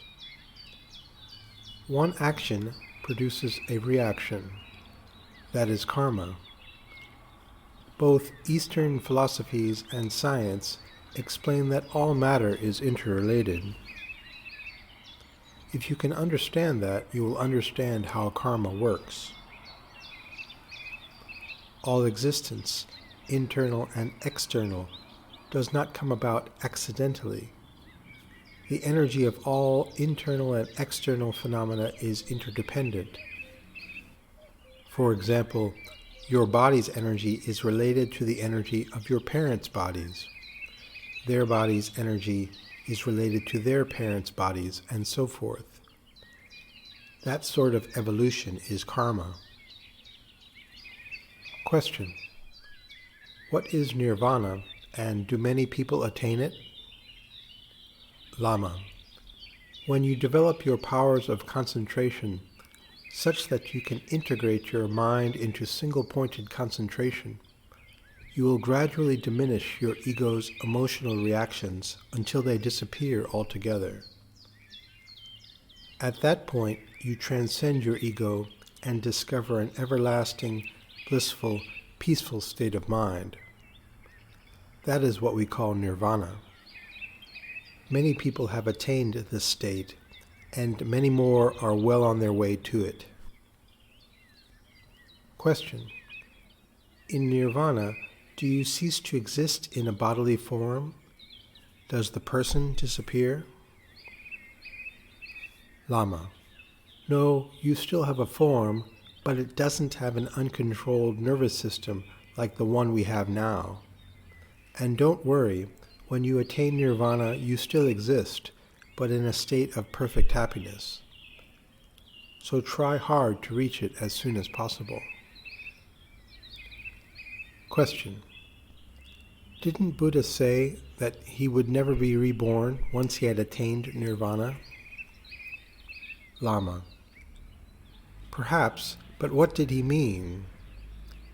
He meant that he would not take an uncontrolled rebirth impelled by the energy force of ego, which is the way we samsaric sentient beings are reborn.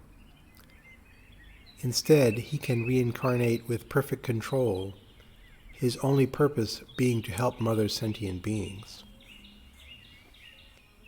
Question. You spoke a lot about pleasure and happiness, and I am trying to get clear in my mind the distinction between the two. Are they the same? Can one become attached to pleasure, but not to happiness? Lama. They are the same thing, and we get attached to both. What we should aim for is the experience of pleasure without attachment. We should enjoy our feelings of happiness while understanding the nature of the subject, our mind, the object, and our feelings. Someone who has reached nirvana is able to do this. Question. I would like to clarify the Buddhist meaning of meditation. Am I right in interpreting it as observing the passage of your mind? Lama: yes, you can think of it that way. As I said before, Buddhist meditation doesn't necessarily mean sitting cross-legged with your eyes closed. Simply observing how your mind is responding to the sense world as you go about your business, walking, talking, shopping, whatever, can be a really perfect meditation and bring a perfect result. Question: with respect to rebirth, what is it that is reborn? Lama: when you die, your consciousness separates from your body, enters the intermediate state, and from there it is born into another physical form. We call that rebirth.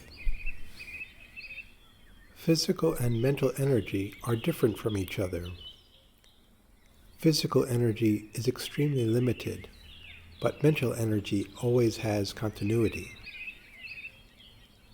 Question: is it possible for the consciousness to develop in the after-death state, or is it only in life that consciousness can evolve? Lama: during the death process, your consciousness keeps flowing, just like electricity, which comes from the generator but flows continually through different houses, different appliances, and so forth, occupying different things. So it is possible for the consciousness to develop in the intermediate state. Question: so the mind does not need a physical body to develop? Lama: well, there is an intermediate state body, but it is not like ours. It's a very light psychic body. Question: when you recite mantras, do you ever concentrate on any of the body's physical organs, or do you focus only on your mind? Can you concentrate on your chakras or energy centers? Lama: it's possible, but you have to remember that there are different methods for different purposes. Don't think that Lord Buddha taught only one thing. Buddhism contains thousands upon thousands, perhaps even countless methods of meditation, all given in order to suit the varying propensities and dispositions of the infinite individual living beings. Question: is the consciousness that develops during our life and leaves when we die a part of some supreme consciousness, like God or universal consciousness? Lama: no, it's a very ordinary, simple mind, and is in direct continuity with the mind you have right now. The difference is that it has separated from your body and is seeking another. This intermediate state mind is under the control of karma and is agitated, conflicted, and confused. There's no way you can call it higher or supreme. Question: are you familiar with the Hindu concepts of Atman and Brahman? Lama: while Hindu philosophy accepts the idea of a soul, Atman, Buddhism does not. We completely deny the existence of a self-existent I, or a permanent, independent soul. Every aspect of your body and mind is impermanent, changing, changing, changing. Buddhists also deny the existence of a permanent hell.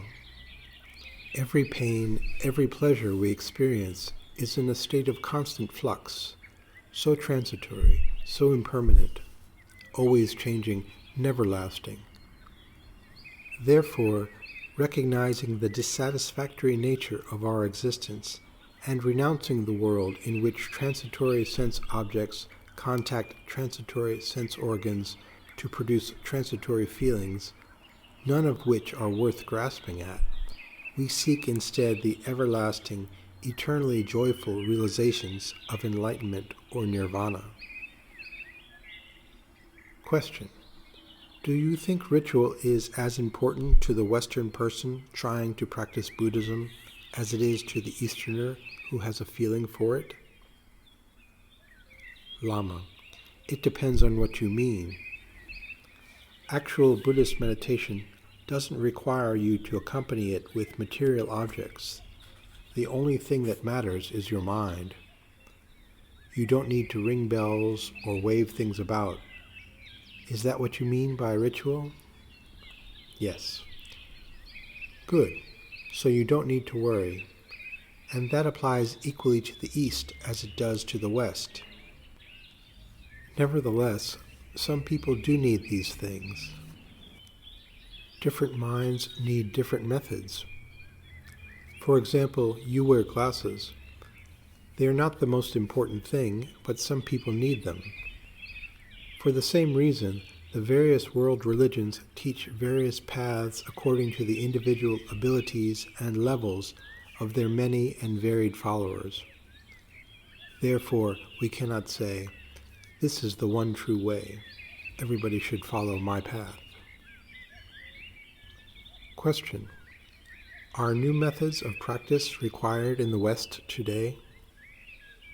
Lama: No new methods are required.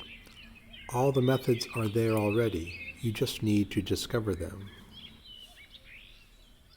Question: I am trying to understand the relationship in Buddhism between the mind and the body.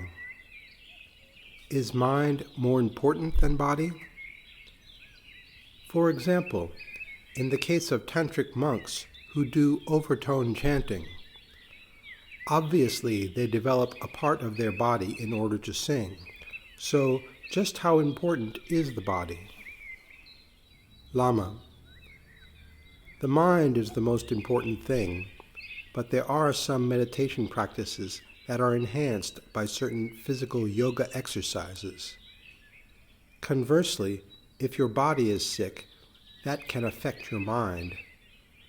So, it's also important to keep your body healthy. But if you concern yourself with only the physical and neglect to investigate the reality of your own mind, that's not wise either. It's unbalanced, not realistic. So I think we all agree that the mind is more important than the body, but at the same time, we cannot forget about the body altogether.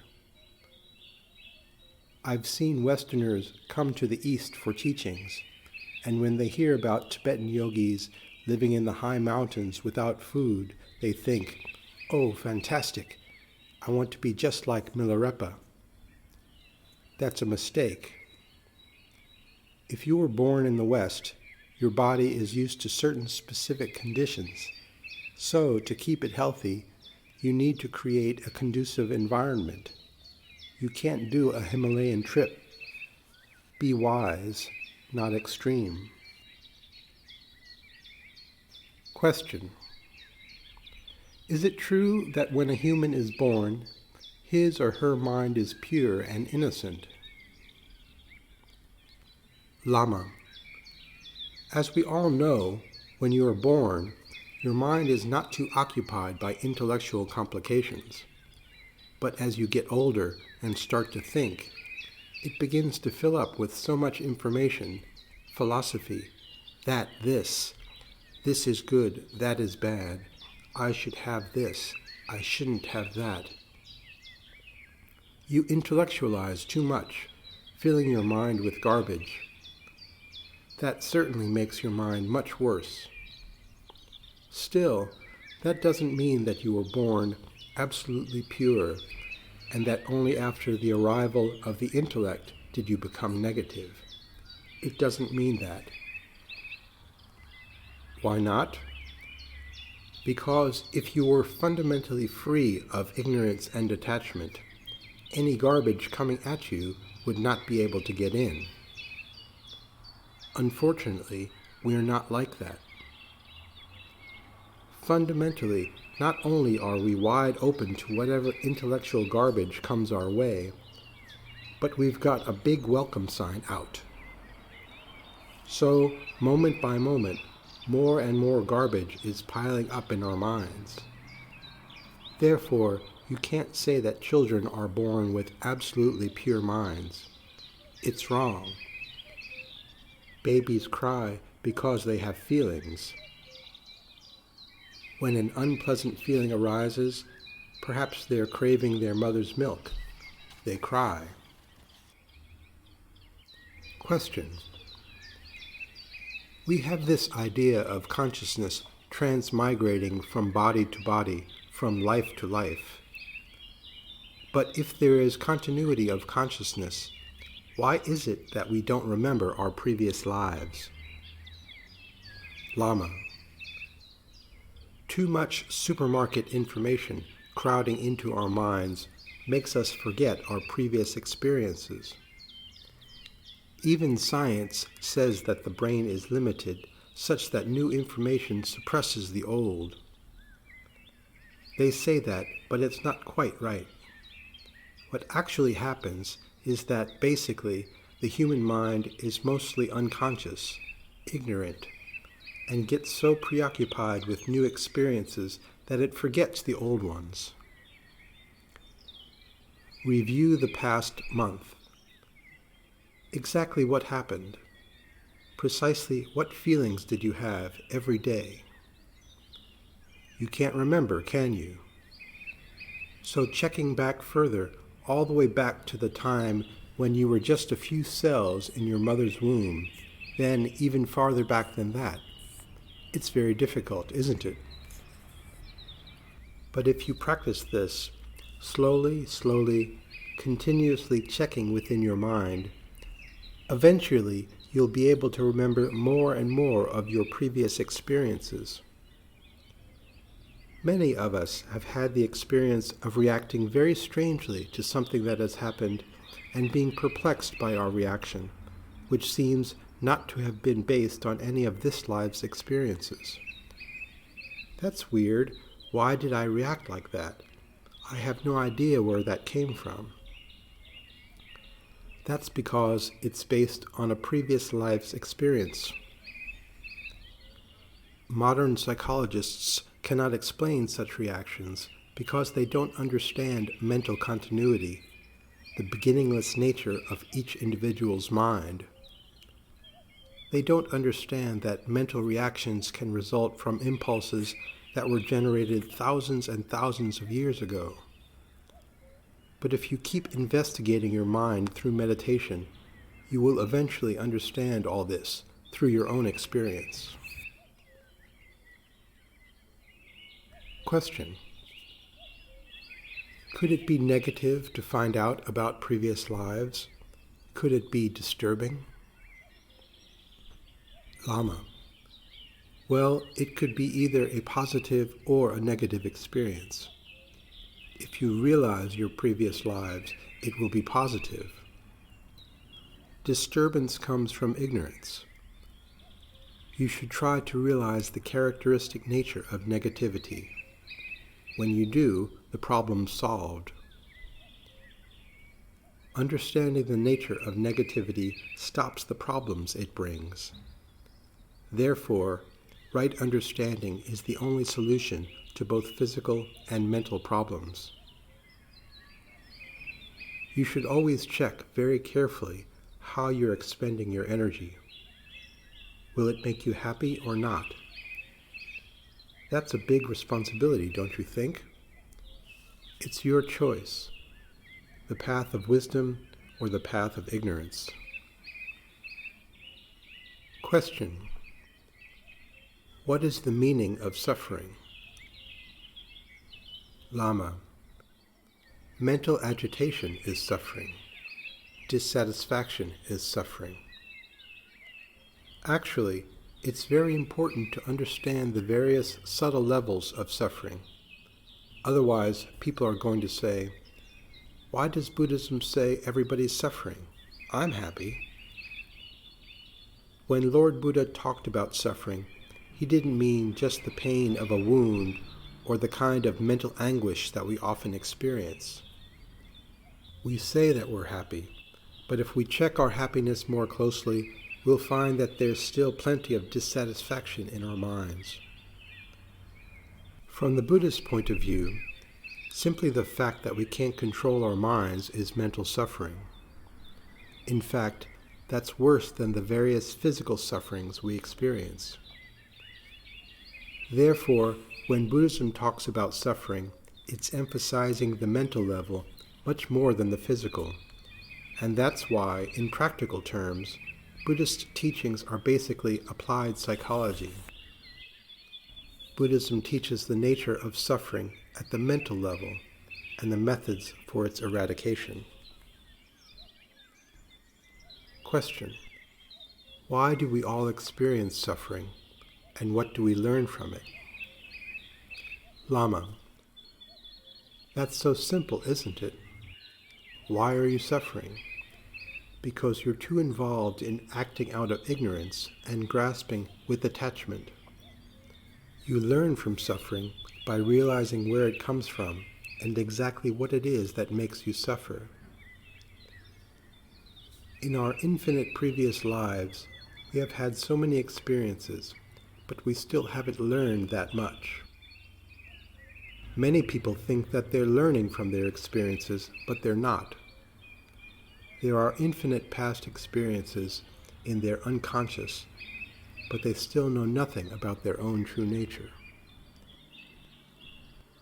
Question: why do we have the opportunity to be attached? Lama: because we're hallucinating. We're not seeing the reality of either the subject or the object. When you understand the nature of an object of attachment, the subjective mind of attachment automatically disappears.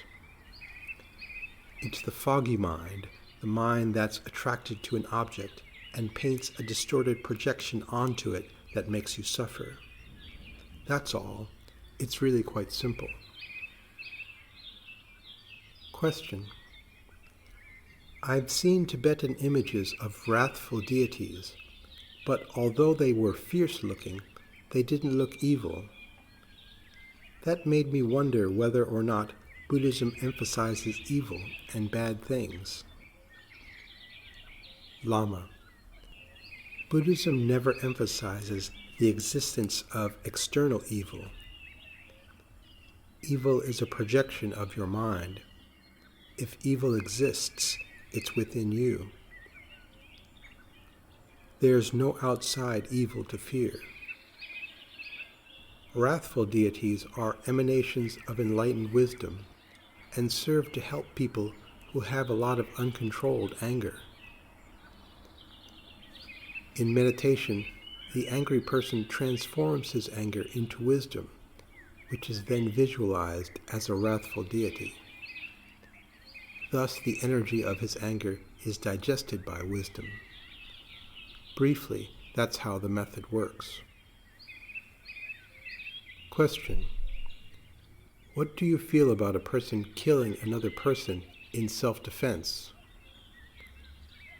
Do you think people have the right to protect themselves, even at the expense of the aggressor's life?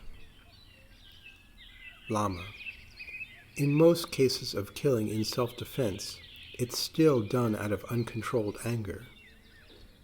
You should protect yourself as best you can without killing the other. For example, if you attack me, I'm responsible to protect myself, but without killing you. Question: if killing me was the only way you could stop me, would you do it? Lama: then it would be better that you kill me. Well, if there are no further questions, I won't keep you any longer. Thank you very much for everything. Christchurch, New Zealand, 14 June 1975.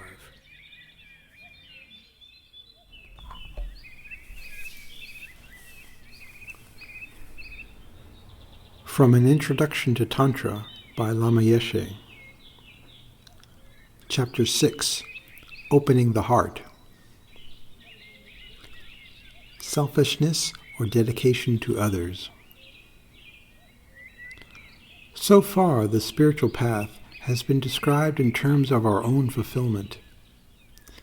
as we realize that our accustomed way of relating to desirable objects has been keeping us trapped in a circle of perpetual dissatisfaction, we become more and more motivated to activate a deeper level of our being. Our purpose is to experience a type of peace and happiness that is stable and reliable, unruffled by changing circumstances, and uninfluenced by the passage of time. But even this higher aspiration to win release from the frustrating cycle of desire and dissatisfaction is still incomplete. Why? Because it is primarily concerned with only our own welfare. Before, perhaps, our desires were limited to the possession of sensory objects, while now, through the development of some renunciation, they are directed towards the realization of our deepest potential.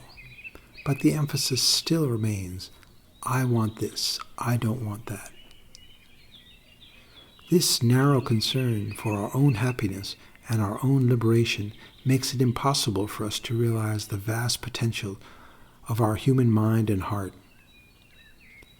Such self-centered concern values the welfare of just one being, myself, over the welfare of countless others who share life's problems with us. This extremely restricted view inevitably causes our heart to close. Then, even if we do not say so consciously, it is as if we feel, I am the most important person in the world. The problems that others have are of no concern to me. It is only my own happiness that counts. As long as we remain so tightly focused upon our own happiness, whether temporal or ultimate, we will never experience the expansiveness of a truly open heart. The only way to achieve the total vision of complete enlightenment is to free ourselves from the restrictions of this narrow, self-cherishing attitude. In the teachings of all the highly evolved men and women of the past, it is clearly stated that this narrow, self-cherishing habit of mind brings us nothing but spiritual suffocation. If we truly wish to fulfill our highest potential, or even if we only want to achieve a certain mundane satisfaction in our daily life, then we must overcome this self-cherishing and dedicate ourselves as fully as possible to the welfare of others. This is the only way to achieve a completely opened heart, the only way to experience lasting happiness. Dedication simply means that, having created a certain atmosphere of positive energy within yourself, you determine to share this happiness with others as much as possible. According to Buddhist psychology, if you do not have a dedicated attitude to some extent, you will never be totally satisfied. Instead, you will remain bored and lonely. As the Panchen Lama says in his tantric text entitled Offering to the Spiritual Master, self-cherishing is the cause of all misery and dissatisfaction, while holding all mother sentient beings dearer than oneself is the foundation of all realizations and knowledge. Therefore, inspire me to change my self-cherishing into concern for all others. This is not some complex philosophical theory, but a very simple statement. To see whether or not our self-cherishing is the cause of all our confusion and frustration, all we have to do is look at our own life's experiences. The Panchen Lama goes on to suggest that we take a good look at what Shakyamuni Buddha did with his life. He gave up all his self-attachment, dedicated himself completely to the welfare of others, and as a result, attained the unsurpassed bliss of complete enlightenment. Then look at us. We are obsessed with me, me, me, but the only thing we have gained is unending misery and disappointment.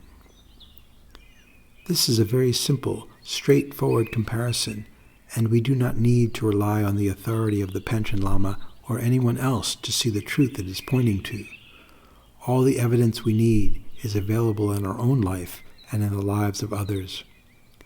Check up carefully, and it will become clear that narrow selfishness always leads to disappointment, and equally clear that open-hearted dedication to others brings about happiness and a sense of well-being. The open-hearted bodhicitta motivation. We have already seen how our habitual attachment to sense objects prevents us from experiencing the happiness and satisfaction we all want. If we are sincerely intent on achieving the highest human pleasure, therefore, we must give our mind space by developing an attitude of renunciation. That is, we must renounce our habitual grasping after pleasure so that we can experience true pleasure.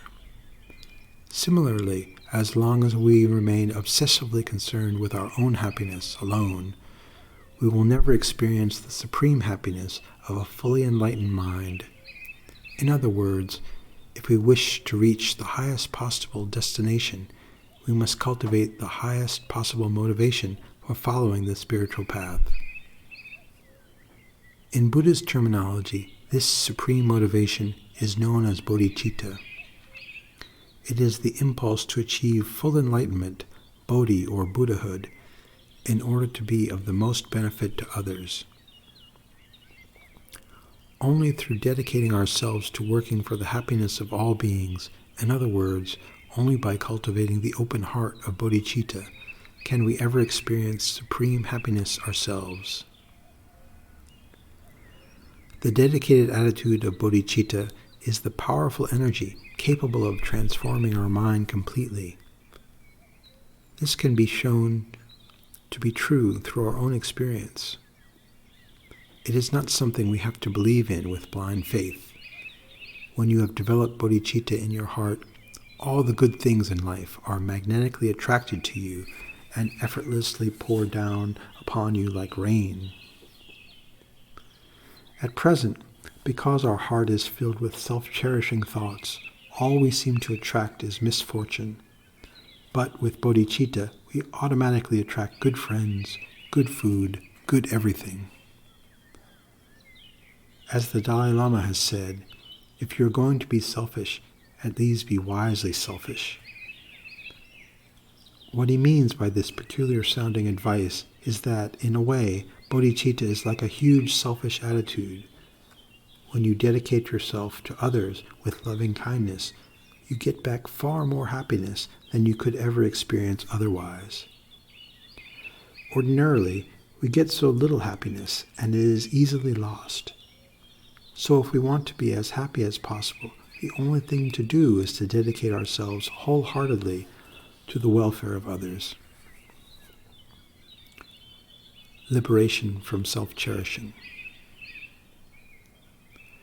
We should not think that bodhicitta is a religious attitude, something that we have to believe in and accept on faith alone. This supremely compassionate outlook is a direct result of clear insight into our own essential reality and the reality of others.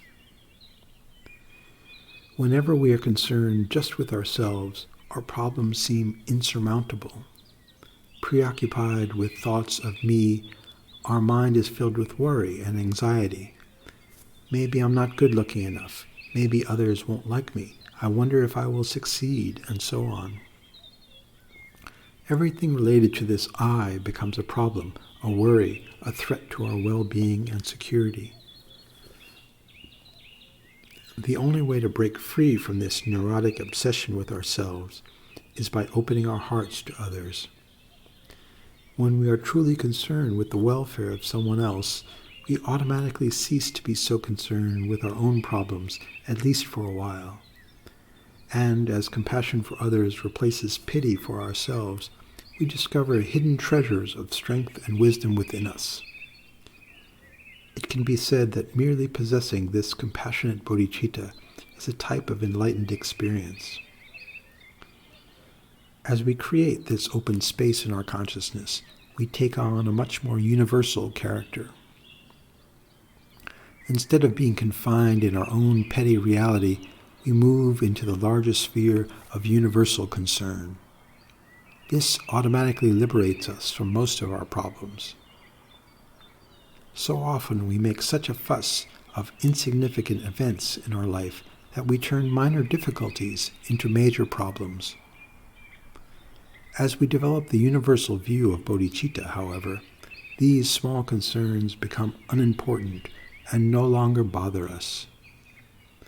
As this burden of self-concern drops from our shoulders, we experience a small taste of the complete freedom that comes with full spiritual fulfillment. Experiences like this are encouraging because they demonstrate so convincingly the practical, day-to-day value of training and transforming the mind. Misconceptions about bodhicitta. When some people first hear about bodhicitta, they confuse it with a sentimental, highly emotional state of mind. Oh, how I want people to be happy. I cannot stand to think of their suffering. They feel so overwhelmed by the needs of others that their mind becomes depressed. But true bodhicitta is not at all like this. It has nothing to do with such an upset and paralyzed state of mind. Instead, it is clear and easygoing, possessing a calm wisdom as well as a deeply felt compassion. It is an attitude of opening our heart completely and leaving it open as much as we can. There is another mistaken idea that many people have when they first hear teachings on bodhicitta. Because it is necessary to develop our own inner potential to the full in order to benefit others in the deepest, most complete way, they believe that they cannot do anything to help others until they finally become a Buddha. First, I must study hard for many years, they think, and then I can begin the practice of mental training. After a long time, I might develop renunciation and bodhicitta, and then, sometime in the distant future, when I become enlightened, I can begin to benefit others. Such an attitude is completely mistaken. We are only burdening ourselves with a rigid conception of how our spiritual life can develop. It is just another restraint, another fantasy. If we believe strongly in such a fixed program for our life, before we know it, our death will come, and we won't even have started. The fact is, while we are cultivating love, compassion, wisdom, and all the other insights that lead to enlightenment, we can be helping others continuously. First of all, merely by living a simple life with a heart dedicated to overcoming self-cherishing, we automatically benefit others. And secondly, each stage of spiritual development, from the first to the last, has its own power and ability. Depending on which level we have reached, we can help others to that extent. To be realistic, we should help others to the limit of our present capacity.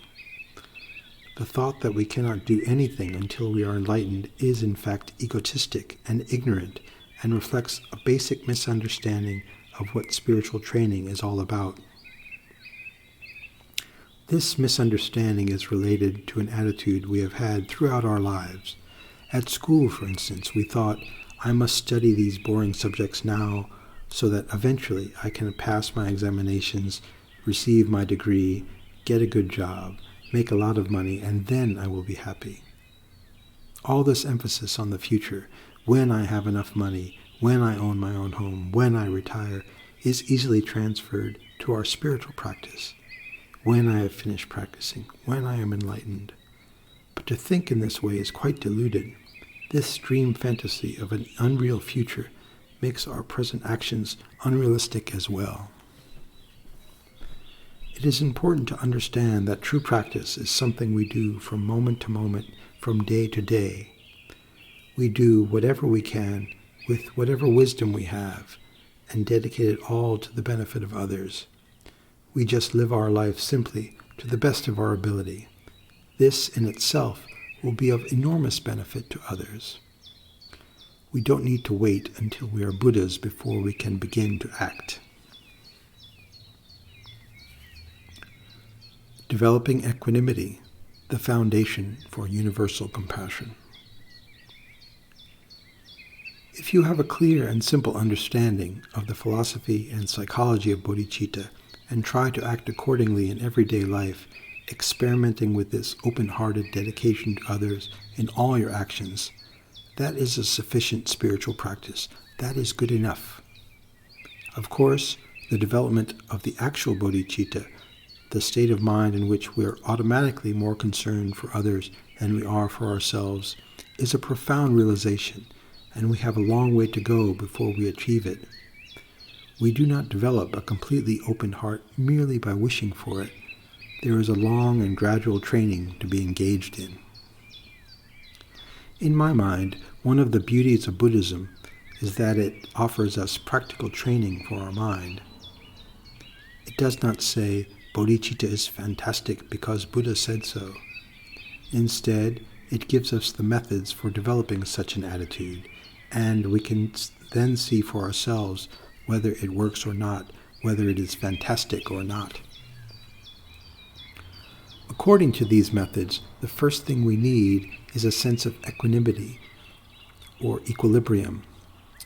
Just as level ground is the basis on which you build a house, so too is equanimity, an unbiased attitude towards all other beings, the foundation for cultivating bodhicitta. The experience of past meditators is that when you have achieved such equilibrium, you can cultivate bodhicitta quickly and easily. However, because our habit of discriminating sharply between friends, enemies, and strangers is very deeply rooted within us, such even-mindedness is not easy to achieve. With our tremendous grasping desire, we become attached to and cling to our dear friends. With aversion and hatred, we reject those we do not like. And with indifference, we turn a blind eye to the countless people who appear to be neither helpful nor harmful to us. As long as our mind is under the control of such attachment, aversion, and indifference, we will never be able to cultivate the precious bodhicitta in our heart. Equanimity is not an intellectual concept. It is not just another thought or idea to be played around with in your head. Rather, it is a state of mind, a specific quality of consciousness or awareness to be attained through constant familiarity. For this to happen, you have to exert a great deal of effort. In other words, you have to train your mind and transform your basic attitude towards others. For example, when I first encounter a group of new people at a meditation course, say, I feel the same towards each of them. I have not met any of them before. They seem to have suddenly popped up like mushrooms, and I have not had time to develop attachment or aversion towards any of them. They all seem to be equal to me. If I take this unbiased feeling of equality that I have towards these new, unknown people and apply it both to my dear friends to whom I am attached and to my enemies and critics whom I dislike, I can start to develop true equanimity towards everyone. There is a detailed meditation technique for the full cultivation of such equilibrium. In brief, you imagine yourself surrounded by 3 people, your dearest friend, your worst enemy, and a total stranger. One way is to visualize your friend behind you and the enemy and stranger in front, with all other beings in human form massed around you. Having surrounded yourself in this way, you carefully examine the feelings you have towards each of the 3 people and analyze why you have categorized them as you have. When you ask yourself, why do I feel close to just one of these people and not to the others, you will probably discover that your reasons are very superficial, based on a few selected events. For example, perhaps you call the first person a friend because whenever you think of her, you remember instances of her kindness or affection. And the second person appears to be your enemy because you remember some particularly nasty things he has done or said to you.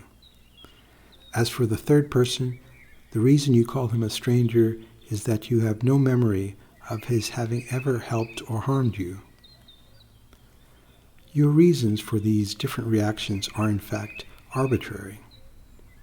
If you search your memory honestly, you are certain to find many instances when the three people you are thinking about did not fit comfortably into the categories you have so rigidly placed them. You may very well recall times when the enemy you now despise so much acted kindly towards you, when the friend you now care for so much provoked anger from you, and even when the person you are now indifferent to once meant a great deal to you. If you really think about this, there is no way you can continue to see these people in the highly prejudicial way you do now. And when you reflect that each living being has, over beginningless past lifetimes, done the same kind and unkind things to you as the friend and enemy of this life, you will come to see that all are equal in having been friend, enemy, and stranger to you over and over again. By training your mind in this way, your feelings of attachment to your friend, aversion to your enemy, and indifference to the stranger will begin to subside. This is the sign that you are beginning to experience a measure of equilibrium. Hold on to this feeling, and eventually, with practice, it will become an integral part of your mind. Meditating on equilibrium is the best way of producing good mental health. Instead of paying $100 an hour to a therapist, meditate on equilibrium. Close your eyes and ignore all physical sensations. Abandon the 5 sense perceptions and allow yourself to sink deeply into intensive awareness of your mind's experience of equilibrium. You will definitely become more balanced, open, and peaceful. After even 10 minutes of this type of meditation, you will come out into a different world. There is a common misconception about the development of equilibrium. Some people think that it means becoming indifferent to everyone. They are afraid that if they lessen their attachment to their family and friends, their love and affection will disappear. But there is no need to worry. With true equilibrium, there is no way we can close our heart to anyone. The more we train ourselves to see the basic equality of everyone, having overcome our habitual tendency to stick them rigidly into categories of friend, enemy, and stranger, the more our heart will open, increasing immeasurably our capacity for love. By freeing ourselves from prejudicial views, we will be able to appreciate fully that everyone, without exception, wants and deserves to be happy, and wishes to avoid even the slightest suffering. Therefore, from the basis of equilibrium, we will be able to cultivate universal love, compassion, and eventually the full realization of bodhicitta, the open heart dedicated totally to the ultimate benefit of all. Bodhicitta is necessary for practicing Tantra. As a prerequisite for the successful practice of Tantra, the development of bodhicitta is absolutely necessary. It has been said by all masters that to be properly qualified to practice Tantra, we must possess a very strong bodhicitta motivation. Truly qualified tantric practitioners wish to follow the speediest path to enlightenment, not with the desire to gain quick liberation, but because they have unbearable compassion for others. They realize that the longer it takes them to achieve enlightenment, the longer everyone who needs help will have to wait. The lightning vehicle of Tantra is therefore intended for those who wish to help others as much as possible, as quickly as possible. Although it is true that bodhicitta is the most important prerequisite for tantric practice, in fact it is more accurate to say that the opposite is true, that the purpose for practicing Tantra is to enhance the scope of one's bodhicitta. There are so many tantric deities, Avalokiteshvara, Manjushri, Tara, and the rest, into whose practice you can be initiated. There are so many deities you can meditate upon. But what are all these deities for? What is the purpose of all these practices? It is nothing other than developing and expanding the dedicated heart of bodhicitta. there is really no other reason for all these deities. In fact, all tantric meditations without exception are for the sole purpose of developing strong bodhicitta. Take the practice of thousand-armed Avalokiteshvara, for example. The whole reason for having your consciousness manifest as a divine light being with 1,000 arms is so that you can lend a hand to 1,000 suffering beings. What other reason could you have for wanting so many arms? And if you do not feel comfortable manifesting in this way, you can always relate your meditation to your own culture and manifest your inner being as Jesus, St. Francis, Kuan Yin, or any other holy being. What we have to understand is that Avalokiteshvara and Jesus, for example, are exactly the same. The essential nature of each is complete selfless devotion in the service of others.